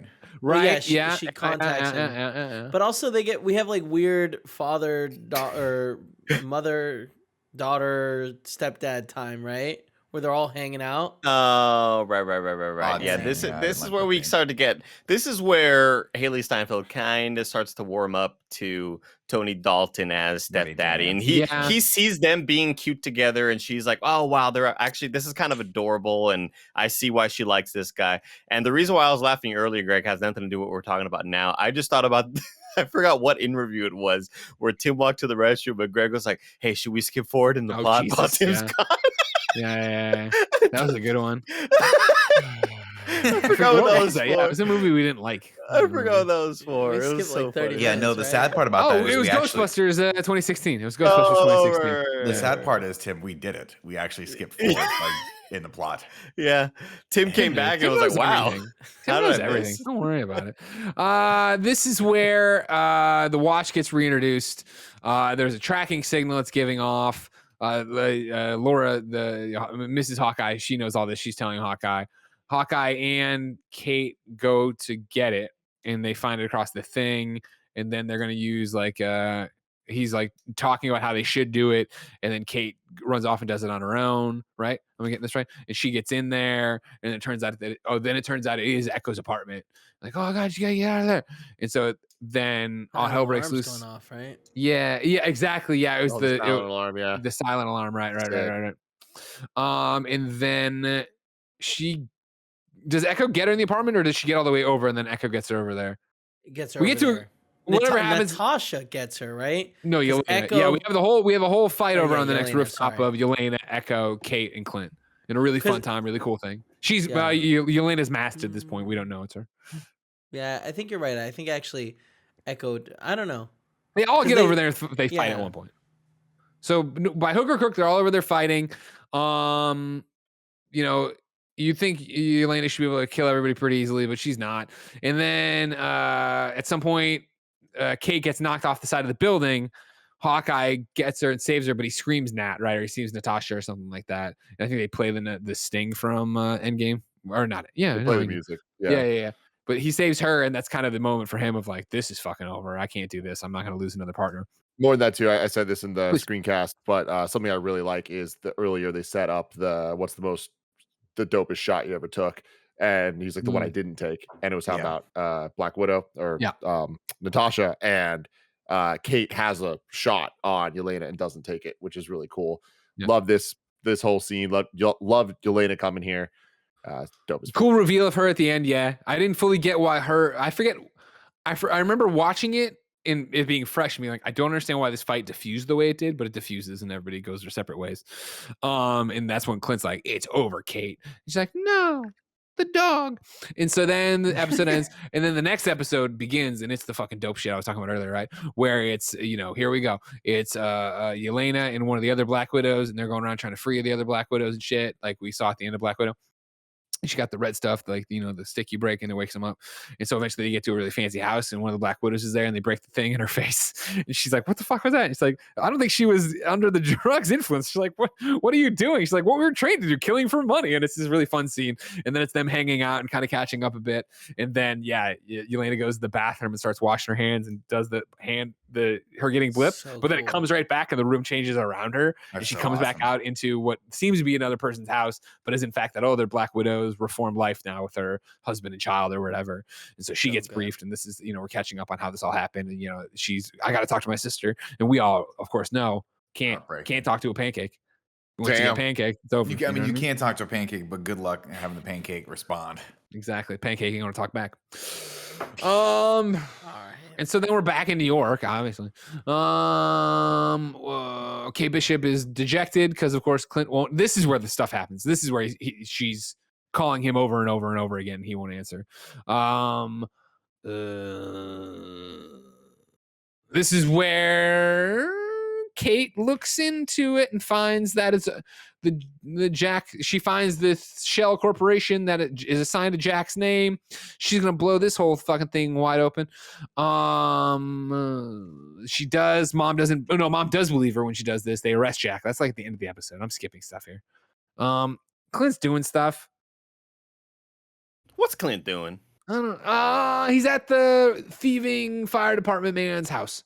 He's staying there for a while, remember? He had nowhere to go. He's at Grylls' house. Right. Bear Grylls. You'd think he'd have somewhere to go though. Wait, is this and this is where he sets up does he hotel, he can afford this is where he sets up a meeting with Echo in the Ronin outfit, right? And they meet out by a car. Probably, yeah. Yeah. And then Kazi's in the car, but he likes she's supposed to go alone. He takes everyone out. Yeah. Great scene. Echo, great. That makes Great sense. scene where he meets up with what's his name? Fozzie Bear? Kazi. Fozzie Bear. Right. When he meets up with Fozzie Bear and he's like, yo, have her meet me, and then we get that great sequence of him He's like, can I have my gun back? throwing the gun in the back of the window. So it's a great sequence. Great sequence. And this is where he lays it out for her of like, listen, like this was a setup, and why wasn't Kazi there if he was second in command? He puts all the doubt in her head or whatever.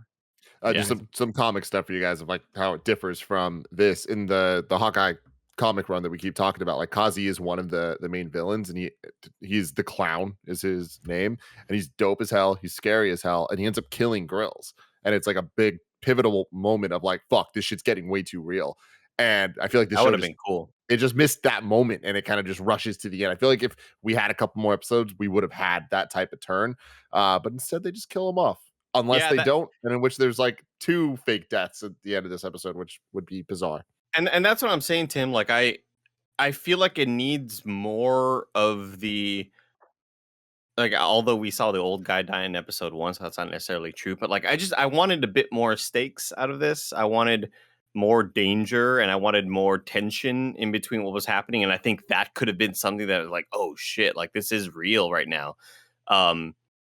And you kind of feel like the characters are in danger. And then you get Haley Steinfeld just joking around a lot with Yelena. So it's like, is it? I don't feel it. Even though this is really entertaining and it's good, it's not necessarily what I want out of these sequences, you know? Well, and then that I skipped over here. Well, I mentioned it way long ago, but not in this plot recap of the great scene between Yelena and Kate Bishop at the table with the mac and cheese and the hot sauce and stuff. And I loved that. See, I think Florence Pugh did a good job there of turning that tide, though, where they go from fun to like, she does a really, I think she's very capable. Serious. And when she gets serious, you feel it, I think, in that scene. Yeah, but it's the problem of, I don't mind that they don't sync up, but stick with me, because I think at the end of Black Widow, when Julia Louis-Dreyfus gives her the thing and like, this is your next target, and she opens up and it's Hawkeye, I was like, holy shit, she's gonna try to kill Hawkeye. Then in this show, her talking to Kate Bishop, to Andy's point, I never felt like the stakes were high. I was like, you're not going to kill Hawkeye. Clearly, you're talking. So it's interesting that you're talking, because I feel like you're not acting like a Black Widow assassin. And clearly, you're both good guys. Like, we're not even playing with you being an anti-hero or being on the wrong path that much. Right. Because the way this is going, and even when, later on in the next episode, when they do the hallway fight scene and they're running and stuff, and like, it's like, oh, stop saying things that make me like you. And he's like, I'm very charming. And it's like, this is all great. And I love them playing off of each other. But again, I had no stakes that like, I think it's as clear as day. Yelena's going to get to Hawkeye, and they're going to have he's going to do something to get out, to Martha. make her see, right? Yeah, exactly. A Martha moment. Instead, he just whistles. Doesn't even say a mom's name. It's lame. But it's like, that's the thing is, I at the end of Black Widow, I was like, shit, stakes. And from her introduction to this show, like I was saying, of like, I don't know why this rooftop fight diffuses.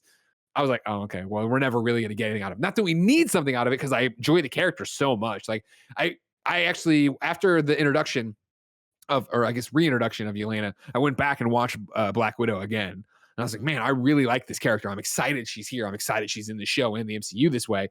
But again, I was no longer afraid of her or what she could do. Mm-hmm. It's an interesting place we're in right now. And I think a lot of this is due to COVID, both for production and then for release schedule of these movies and shows. But how they all line up and what changes are made to work with that. Like Kevin was talking about earlier with No Way Home and one of the episodes of the show coming out in the same week, and like the reveals that they had, like that must have been a coincidence to some extent, but it must have been planned to another. But like, they weren't supposed to originally come out the same week. Like, No Way Home's date shifted all over the place, whereas Hawkeye was always going to come out in the holiday season, right? So it's interesting to take that and look at the last couple shows and like some of the threads back in the day with MCU post-credit stingers and all that stuff. We'd get a setup and we'd get that shit addressed within the next movie or two, right?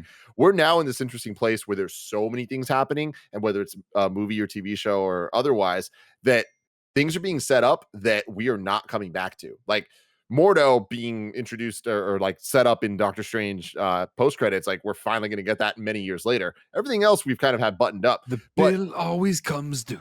The Falcon Winter Soldier setting up the Agent 13 as the power broker, right? It's like, cool, we haven't seen that yet. But then there's also Julie Louis-Dreyfus, who was introduced in that show. Then in Hawkeye, chronologically right around each other, how we watched it, she's the one sending Yelena after Hawkeye, but then she's not in this show, and it's kind of implied that the mom was. It's not even implied. It's straight up said at the end of this episode, like, who hired me was your mom. It's all type of shit that like they can easily explain in Echo or in a different show or at some point where they're just like, yeah, they work together and this is what Julia Louis-Dreyfus is doing or whatever. But right now it just kind of feels messy, and like I don't like that.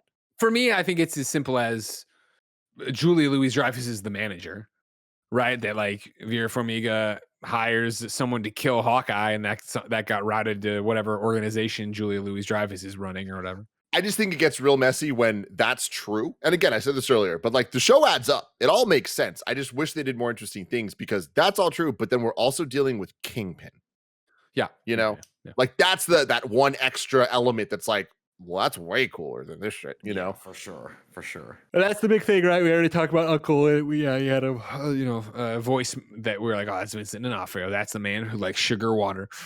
This is the one at the very end where Kate and Clint, are together again, and she's got a photo, or he's got a photo or she's got a photo.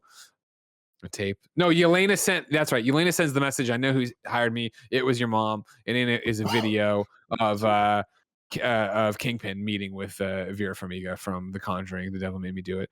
And so then that's the cliffhanger because it's like an image. But then the next one opens with the actual meeting itself of Kingpin and her getting together and talking. And, they've been working together a long time. It's been a good thing, but now Kate's too close to it. So Vera Farmiga's like, I'm out. The devil can't make me do this. Oh, and Kingpin's shit. like, actually, I have the cool Kingpin staff, the walking stick from Kingpin stuff, and most notably the Spider-Man animated series. And you are going to do this. And she's like, no, I won't do it.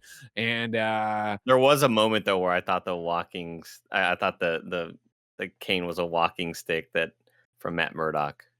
I had that moment. Oh, neat. Okay, yeah. And I was like, oh shit. And then I was like, oh, okay, it's Kingpin. Like like at least I knew just based on kind of, I remember, I think it was maybe episode 3 where Kevin and Nick were like, I don't know who are y'all hinting to? It's like, no spoilers, but Tim, I think I kind of know.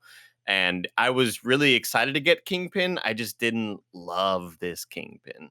I really didn't like it. I think that I liked his brutality and physicality and the MCUification of him ripping the car door off and all that stuff. But I just think for how this show kind of slow teased and slow built him up with all the uncle stuff and like just what's going on, to have him be this brutal and shit was cool. But he kind of felt like a non-factor. Like to have him going up against Kate Bishop and like it just felt like he was beating her ass, cool. But then for him to die at the end the way he did, it was just kind of like, that's what you're going to do with Kingpin's introduction to the MCU. It felt really fucked up because I feel like if you hadn't watched Daredevil, which I recommend you do, at least seasons 1 and 3, and how cool Kingpin is in there, I just don't think Kingpin would be so boots on the ground for this. And okay, well, this is the MCU version, and a million things you can make, as many not excuses, but storylines that just haven't been shown yet, right? Of like, well, during the blip, he, like whatever the hell, sure, he's in a different place, but still, it felt weird that like he's like. When shit goes south, he's like, I'm gonna be fucking boots on the ground. I'm gonna be the guy who stops all this shit. I think it just felt like he had more of a personal stake in this, and I think they were trying to develop that with his connection to Maya, and sort of the fact that like even the fact that he knew sign language showed that that this person meant more to him than the average like street thug that he would employ, like keep in his employ. Sure. So I just kind of I liked that aspect of it. I liked that there was like, and that was something that I liked that they introduced in the Daredevil series, which was that they showed sort of like the sort of two-dimensional Kingpin, but then because of his love for this woman, they showed a little bit more of a tender side, and like he had to be a little bit more. He had to think around problems a little bit more than just kind of kill people and stuff like that. So they gave him an added dimension, I think, in that. But to me, that was like. I mean, am I wrong for thinking that is the sort of Kingpin introduction? Like, we've got Daredevil now and Spider-Man, so are we not going to get another series where it's Matt Murdock versus Vincent D'Onofrio? I mean, I hope that's Echo. I would hope Echo is that. It's Echo versus Kingpin. I need somebody who knows Kingpin inside and out. Daredevil does. Let's fucking roll. Yeah. That's That'd cool. be cool. Yeah, that I makes mean, sense. I didn't. And also that. Oh, sorry. Team up. I think that would also be such an easy workaround to what we were just talking about of like, Echo seems cool, but I don't know if I'd watch your show if the fucking show is hunting Kingpin and the fucking Daredevil's like, oh, I got it too. Let me just put it this way. Let me put it in terms that people can understand. Greg, when you finally kill Andy, are you going to send Kevin to do that, or do you want to see the light go out in Andy's eyes for yourself? It's a great call. That's a good call. In this situation, like I'm Kingpin, Andy's Vera Farmiga, right? Yeah, like I would definitely send Kevin to kill. Okay, but then who is Tim? I think Tim's Vera. But like, no, like you're remember he doesn't show up. I think Andy's Echo. I think Andy's Echo. Tim's Vera Farmiga. I will be Kate Bishop. I'll be Kazi. You're Koozie. Does he show up to kill Echo? Is that what his motivation is when he shows up? Eventually, yeah. No, I think he was. I think you're right because he sends like, Kazi to kill her. Yeah. He's the like he gets hit by a car, right? Yeah, through the through the he shop does. and the Yeah. thing. Yeah. I love the like brutality, the like crazy strength. I didn't think we got enough time with him to like establish who Yeah. he is as a person, It's especially because funny, the though. time that we got with him was with a family member, which people always act different with their family members, you know. Yeah. That's true. That's But, true. but he had those strength moments, if I'm not mistaken, in like season 3 of Daredevil when he was in the prison yard beating the shit out of everyone. Oh no, he's super Yeah. strong. He was I'm not super saying it's strong like in that as impossible. well. Well, so yeah, but I mean, there's I think a lot of questions on whether or not like the Kingpin is like a similar one or Kingpin. Listen, you can make fun of my gala talk all you want, but Kingpin is fine. I just saw Tim's face. The Kingpin. This is going a lot longer than I wanted to. You know what I mean? I'm trying to land a plane. Hour and 30 minutes. I'm I so opened tired. the Wikipedia. I opened the Wikipedia to look just to see what. And it turns out, everybody, Eleanor killed Armand and framed Jax. There you go. That's what Wikipedia says. So thank you, everybody. Is that right? That's kind of Kevin just weird, lashing out. Kingpin. I don't like spending this much time with you all. So funny. Then it's the Christmas party, right? And they're gonna go there and confront mom about it. They do, mom, and then all the NYPD and firefighter LARP people are there undercover as like waiters and waitresses. Barton's there doing his Barton thing. Kate Bishop confronts her mom. She's like the whole thing of like, Kingpin and I have been working. We owe him money, yada, yada, yada. Well, now he's trying to kill you. What? And then Yelena shows up at the party too. And Kate Bishop like, oh, what? And then Hawkeye's out there just chatting it up with people, being like, I'm Hawkeye, everybody. Ping. And he's like shooting. He's not shooting stuff. That wouldn't. And so he's at a window or whatever with another guy, and then they start talking, and he notices on the waitress's chest the laser from Kuz's fucking rifle across the street or whatever. So he gets them down, shots fired, everybody panics, everybody starts running.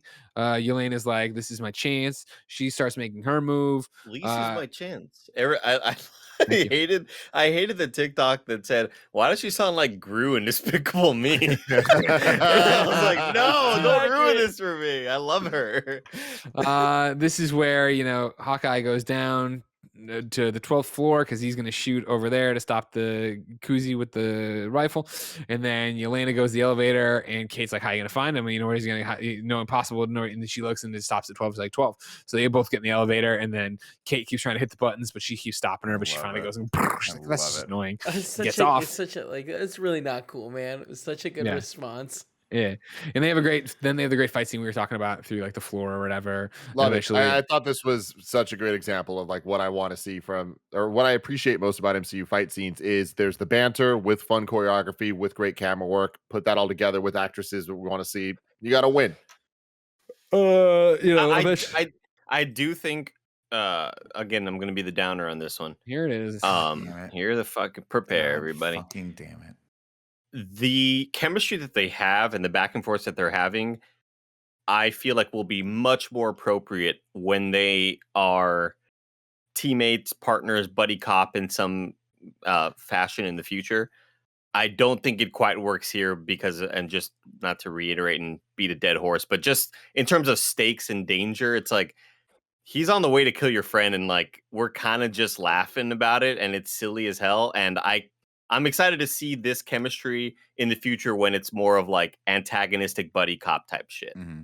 See, I gave this a pass because at no point did I feel like Kate Bishop thought she was going to be able to best Yelena, and at no point did Yelena feel that Kate Bishop was a threat to her.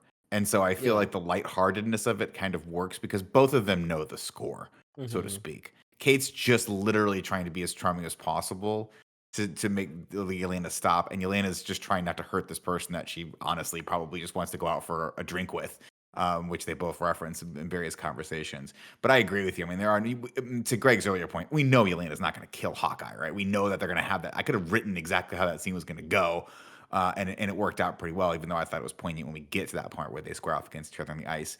But having said that, I do love the way that scene is shot. I love that it's kind of echoing that longer shot, but it's just going through that, just dollying left, going through that thing. I thought that was really, really fun. Mm-hmm.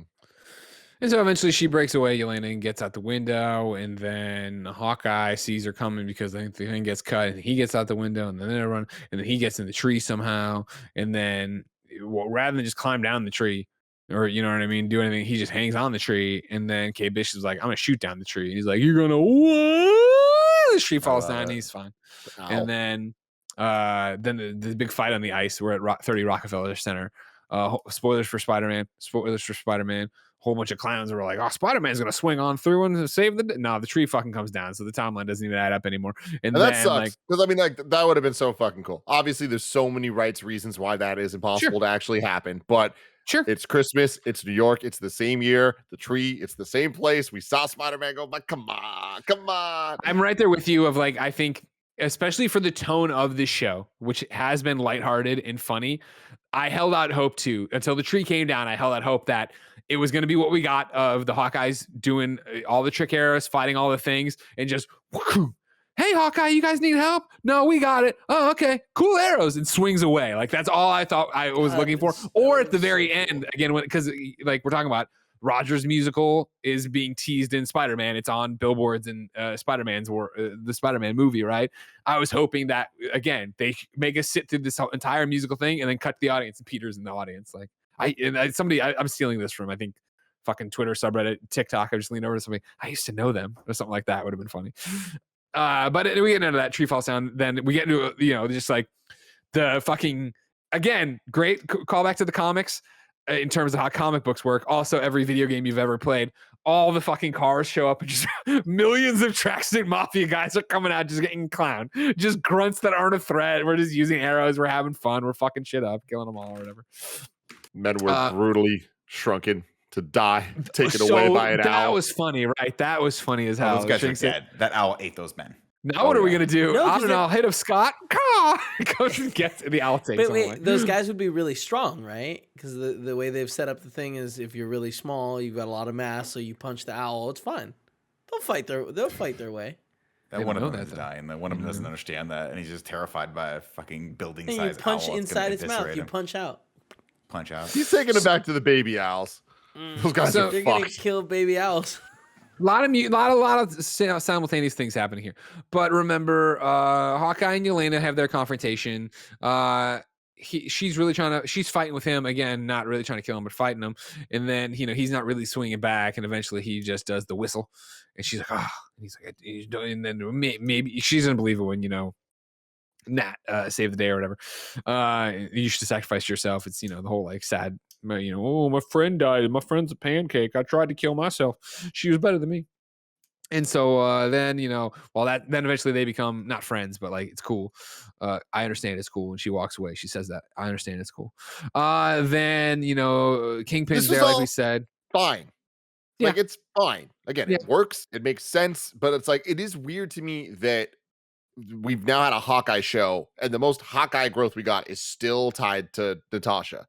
It's like it's just all about Black Widow, which is fine. It just kind of feels like, I kind of just wish we got something more interesting than the way that this ends with Yelena. Where Yelena's at right now, I'm kind of like, all right, cool. That the whistle put her on a good path instead. Like it gets messy in ways I don't really love. Mm-hmm.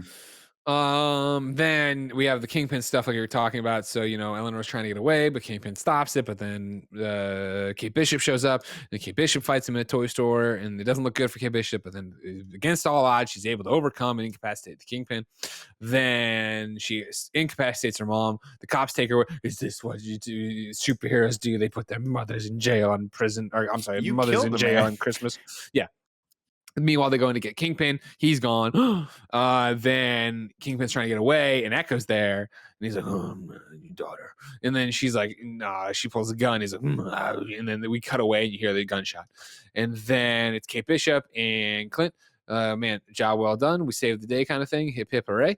And then there's some funny stuff there. Oh, the costumes were cool, by the way. Didn't talk about that. I liked Hawkeye's costume. I like her costume. They were cool.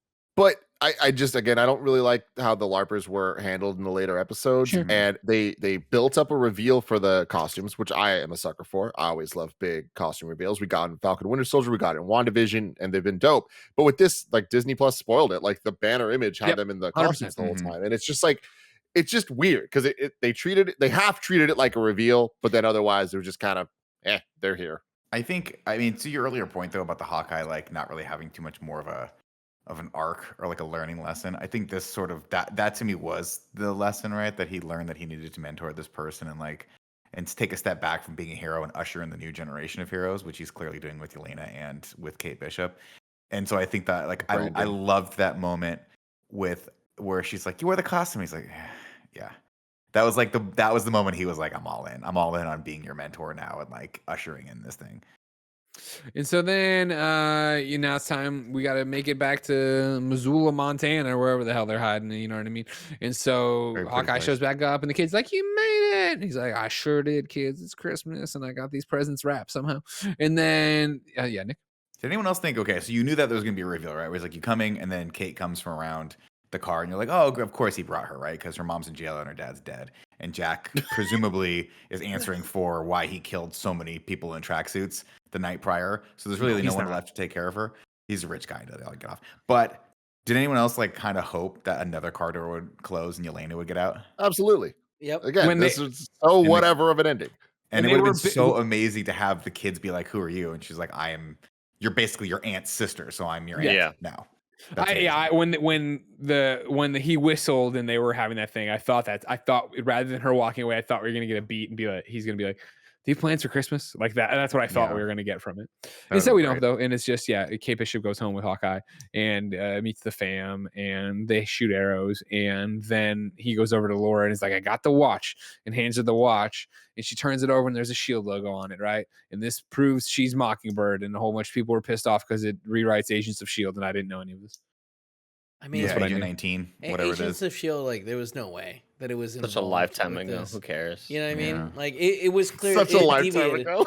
It deviated so long ago with MCU. Like, come on, guys, be realistic. If it happened before quarantine, did it even happen? You know. Great point. Great point. Thank you, Andy. Kate and Clint go and burn the Ronin costume, and that's Hawkeye, the series.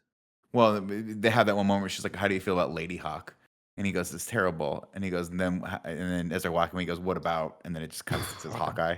Yeah, and I like that's pretty cool. Cool. Pretty fucking cool. I like that. And then they did it way better than every episode of Invincible. Terrible. So true. Hey, and then of course we get the full song from Rogers the Musical, which we will all now sing together from the top. Yeah. And there we go. Andy, hit me. Okay.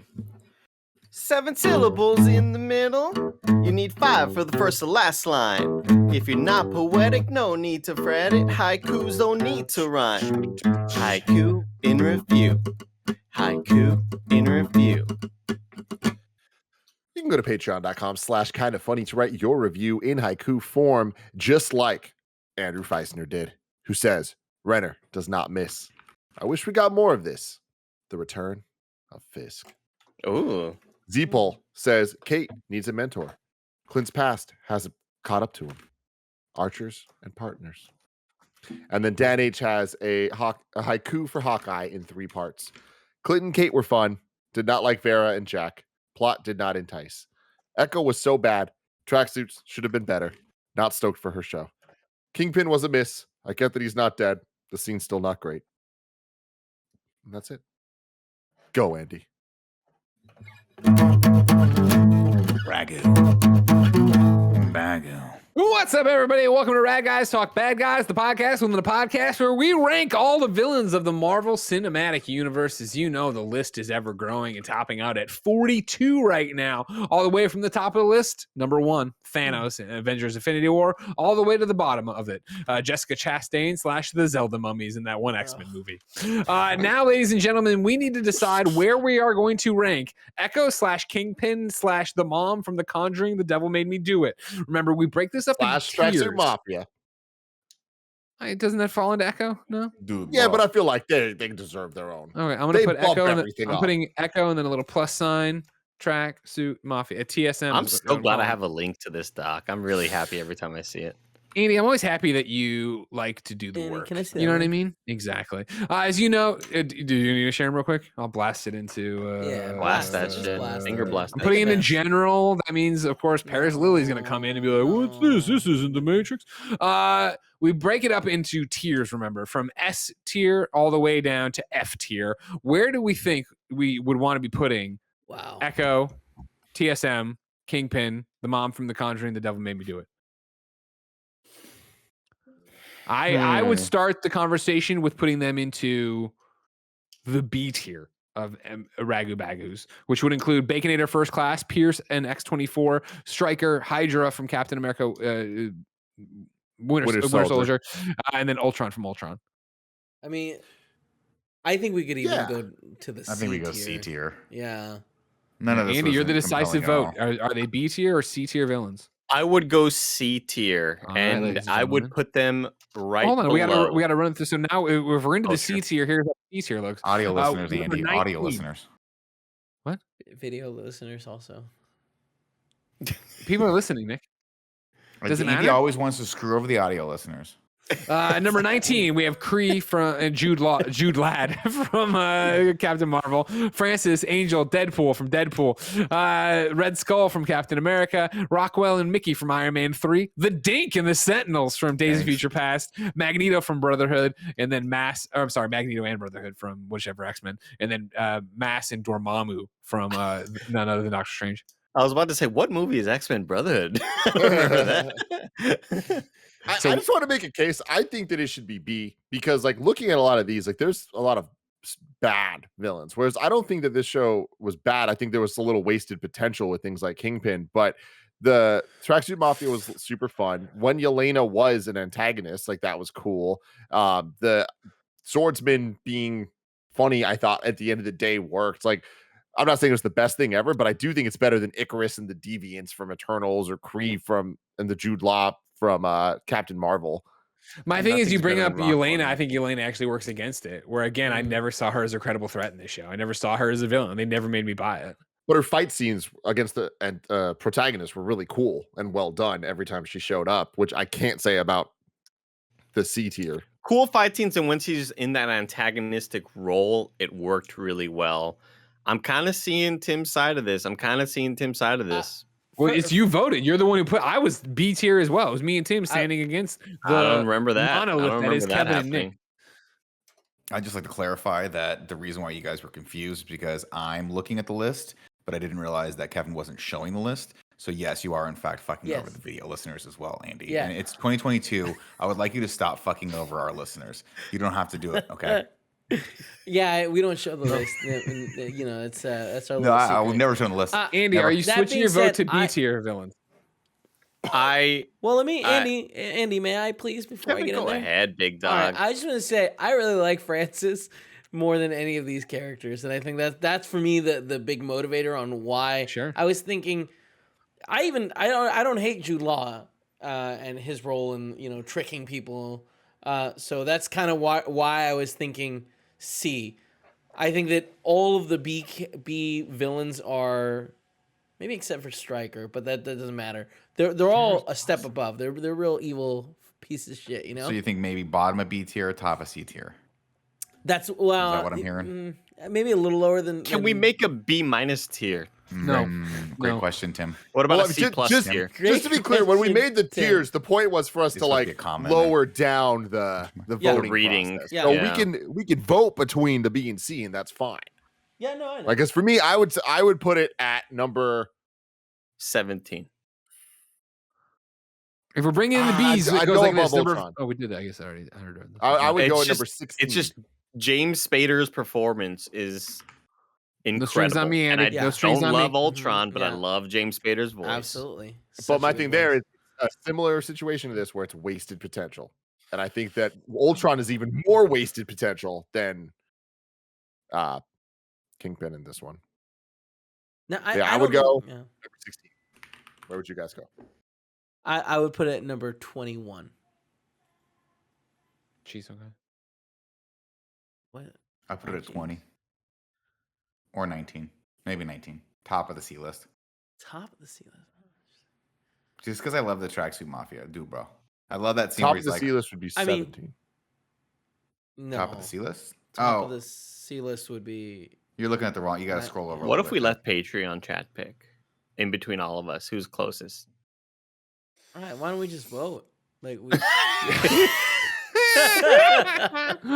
We can do that, I guess. Shit, yeah. Well, I would feel put like him. we just- I'd put him at number 18. I'd put him above Ultron, below Hydra. What? You're out of your mind. I have no strings now, puppet Yeah, master. that's it.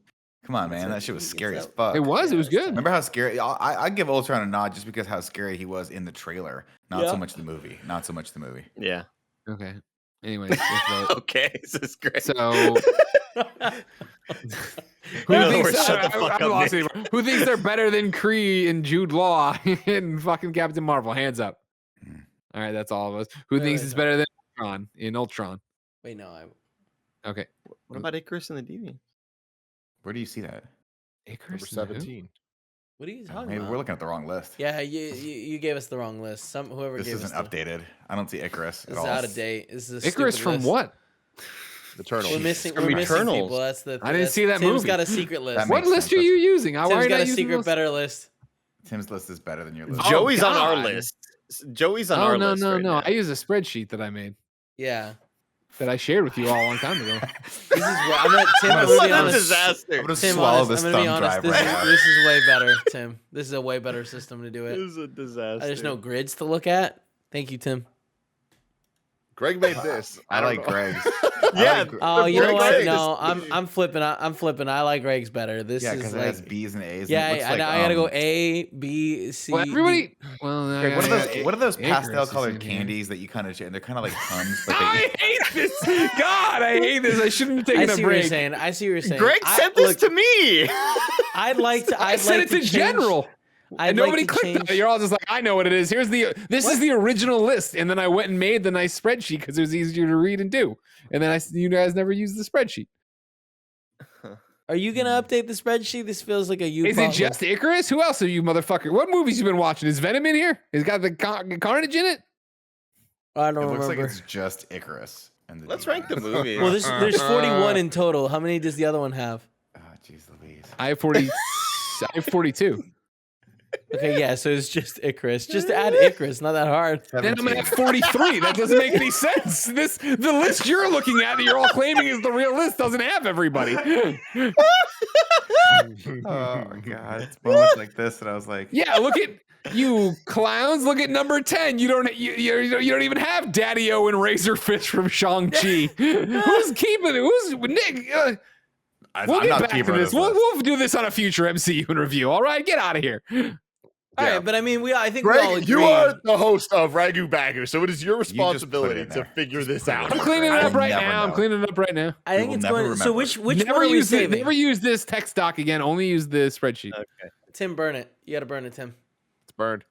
Or notice. I'm putting Icarus Can and you- Deviants in here, who I've never heard of before. Wait, They over sound made up. Ultron? That's what your little list. No, you're right. It's the other way around. No, yeah, Okay. you had it the other way around. You idiot. I'm stupid. Can you okay. pin this list to your ass? Oh man, do you want me to fix this? You're having a lot of trouble. God. Anyways, I thought it was better than Ultron. Where do we leave off in the voting? I don't even, or I don't know Icarus, so I don't know if I don't know how to do the vote then. Okay, haven't we seen should movie. we should do it. They're better than Ultron. How about And you get your they're ass to a better. theater and watch Eternals, okay? It's at the dollar theater now. It's definitely I'll lend you they're- money. I think it's next week. It comes The to Disney Plus. The bad guys are 100% better than Icarus and Deviants. 100%. And not as good Yes. as Ultron. So let's Yes. put it at Agreed. the new number 19. Got Got it. Kevin it? is the new list keeper. Thanks, Kev. Anytime, bud. All right. Andy. Oh, there's no song for this. Now There's it's no time to song. rank. You decide the guitar. I thought you were ready, Kev, if you could please bring up the MCU rankings so we can rank Hawkeye Wait a against minute. them. Is this the right one or is there an updated? That's Okay. the wrong one. The fucking right God. one has been What do you sent to mean Slack I'm at? last I know. night. I have it saved. Just give me 2 seconds. Yeah, I know. Hey. Andy, No, you that's didn't the wrong even one. send a PNG. No, I said the PNG. I deleted that one. God. I re-downloaded that one. God. All right, hold on. while he does that, number 1 is Endgame, 2 Infinity War, 3 No Way Home, 4 Homecoming, 5 Civil War, 6 Is this it? Ragnarok, 7 Winter Soldier, 8 Guardians 2, No, that's 9 not Loki, 10 WandaVision, 11 Avengers, 12 Guardians 1, 13 Shang-Chi, 14 Iron Man, 15 Far From Home, 16 Black Panther, 17 Doctor Strange, 18 Falcon and Winter Soldier, 19 Captain Marvel, 20 Ant-Man and the Wasp, 21 Ant-Man, 22 Black Widow, 23 Iron Man 2, 24 Age of Ultron, 25 First Avenger, 26 Iron Man 3, 27 Nick. No, I can't see the list. What if? What What if? There it Thank is. you. 28 Hulk, 29 Thor, How are you 30 gonna vote if you don't know? You can't see the list. Dark World. Does anybody have strong thoughts on where they want to put this? I say you put this at number 17 with a bullet, and we walk off into the sunset. Wow, that's We put- crazy. We put this at number 22, right underneath Ant-Man, above That's Black wild. Widow You guys the are movie. crazy. Oh shit. I could For see. number 17. I could see 17. I could see 17. 17's below Black Panther, above Doctor Strange. I am far more entertained watching Ant-Man Yeah, me than this too. movie than this show. I'll likely never watch this show again. I really like this show. You know what? Put this underneath Iron Man 2. I like Mickey Rourke a lot more. And Done. no, okay, Justin you Hammer. don't. No, now you're Like car- Justin getting Hammer. carried Justin away. Hammer's great, dude. Great. Thank you. Justin Miller. Hammer's great. That's All why right, they Andy, I had a haven't seen him in question for you. movies. You said you enjoy Ant-Man more than this. Is that because you like can see a lot of yourself in Ant-Man because he's so small? Wow. He raised his hand for that. You know what? Now, actually, looking at this, I'm going number 17 as well Yeah, because it's definitely better than Falcon and Winter. Yeah, Falcon and Winter Soldier definitely better than Captain Marvel. Well, we put that shit way too high. That's our fault. You know. That we got to play the list as it Our lies. fault. You know.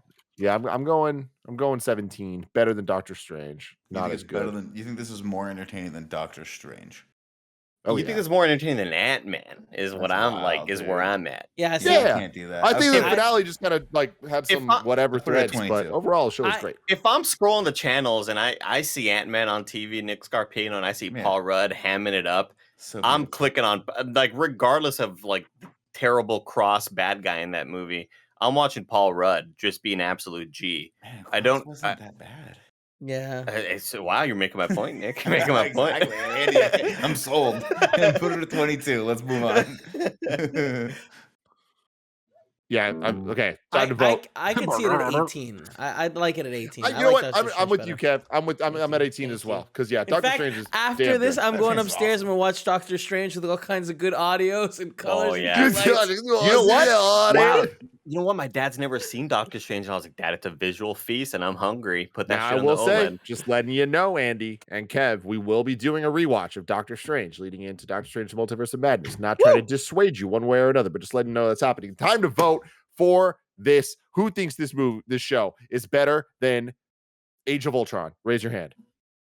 Way better. Come on. Everyone. Who thinks better than agree. Iron Man 2?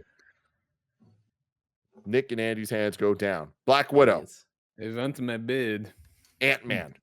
Doing Ant-Man and the Sam Wasp. Rockwell. Sam Rockwell. Captain Marvel, Falcon and Winter Soldier, Doctor Strange.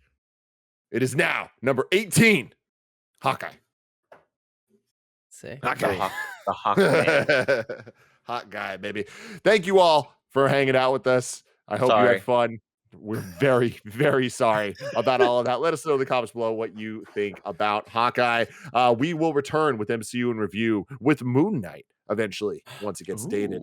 Hopefully sooner than later.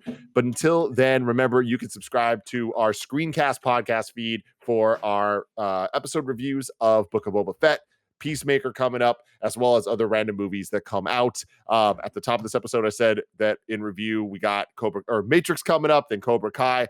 Morbius got punted, so we got a gap. I'm going to have to figure that out. Stay tuned. But until next time, I love you all. Goodbye.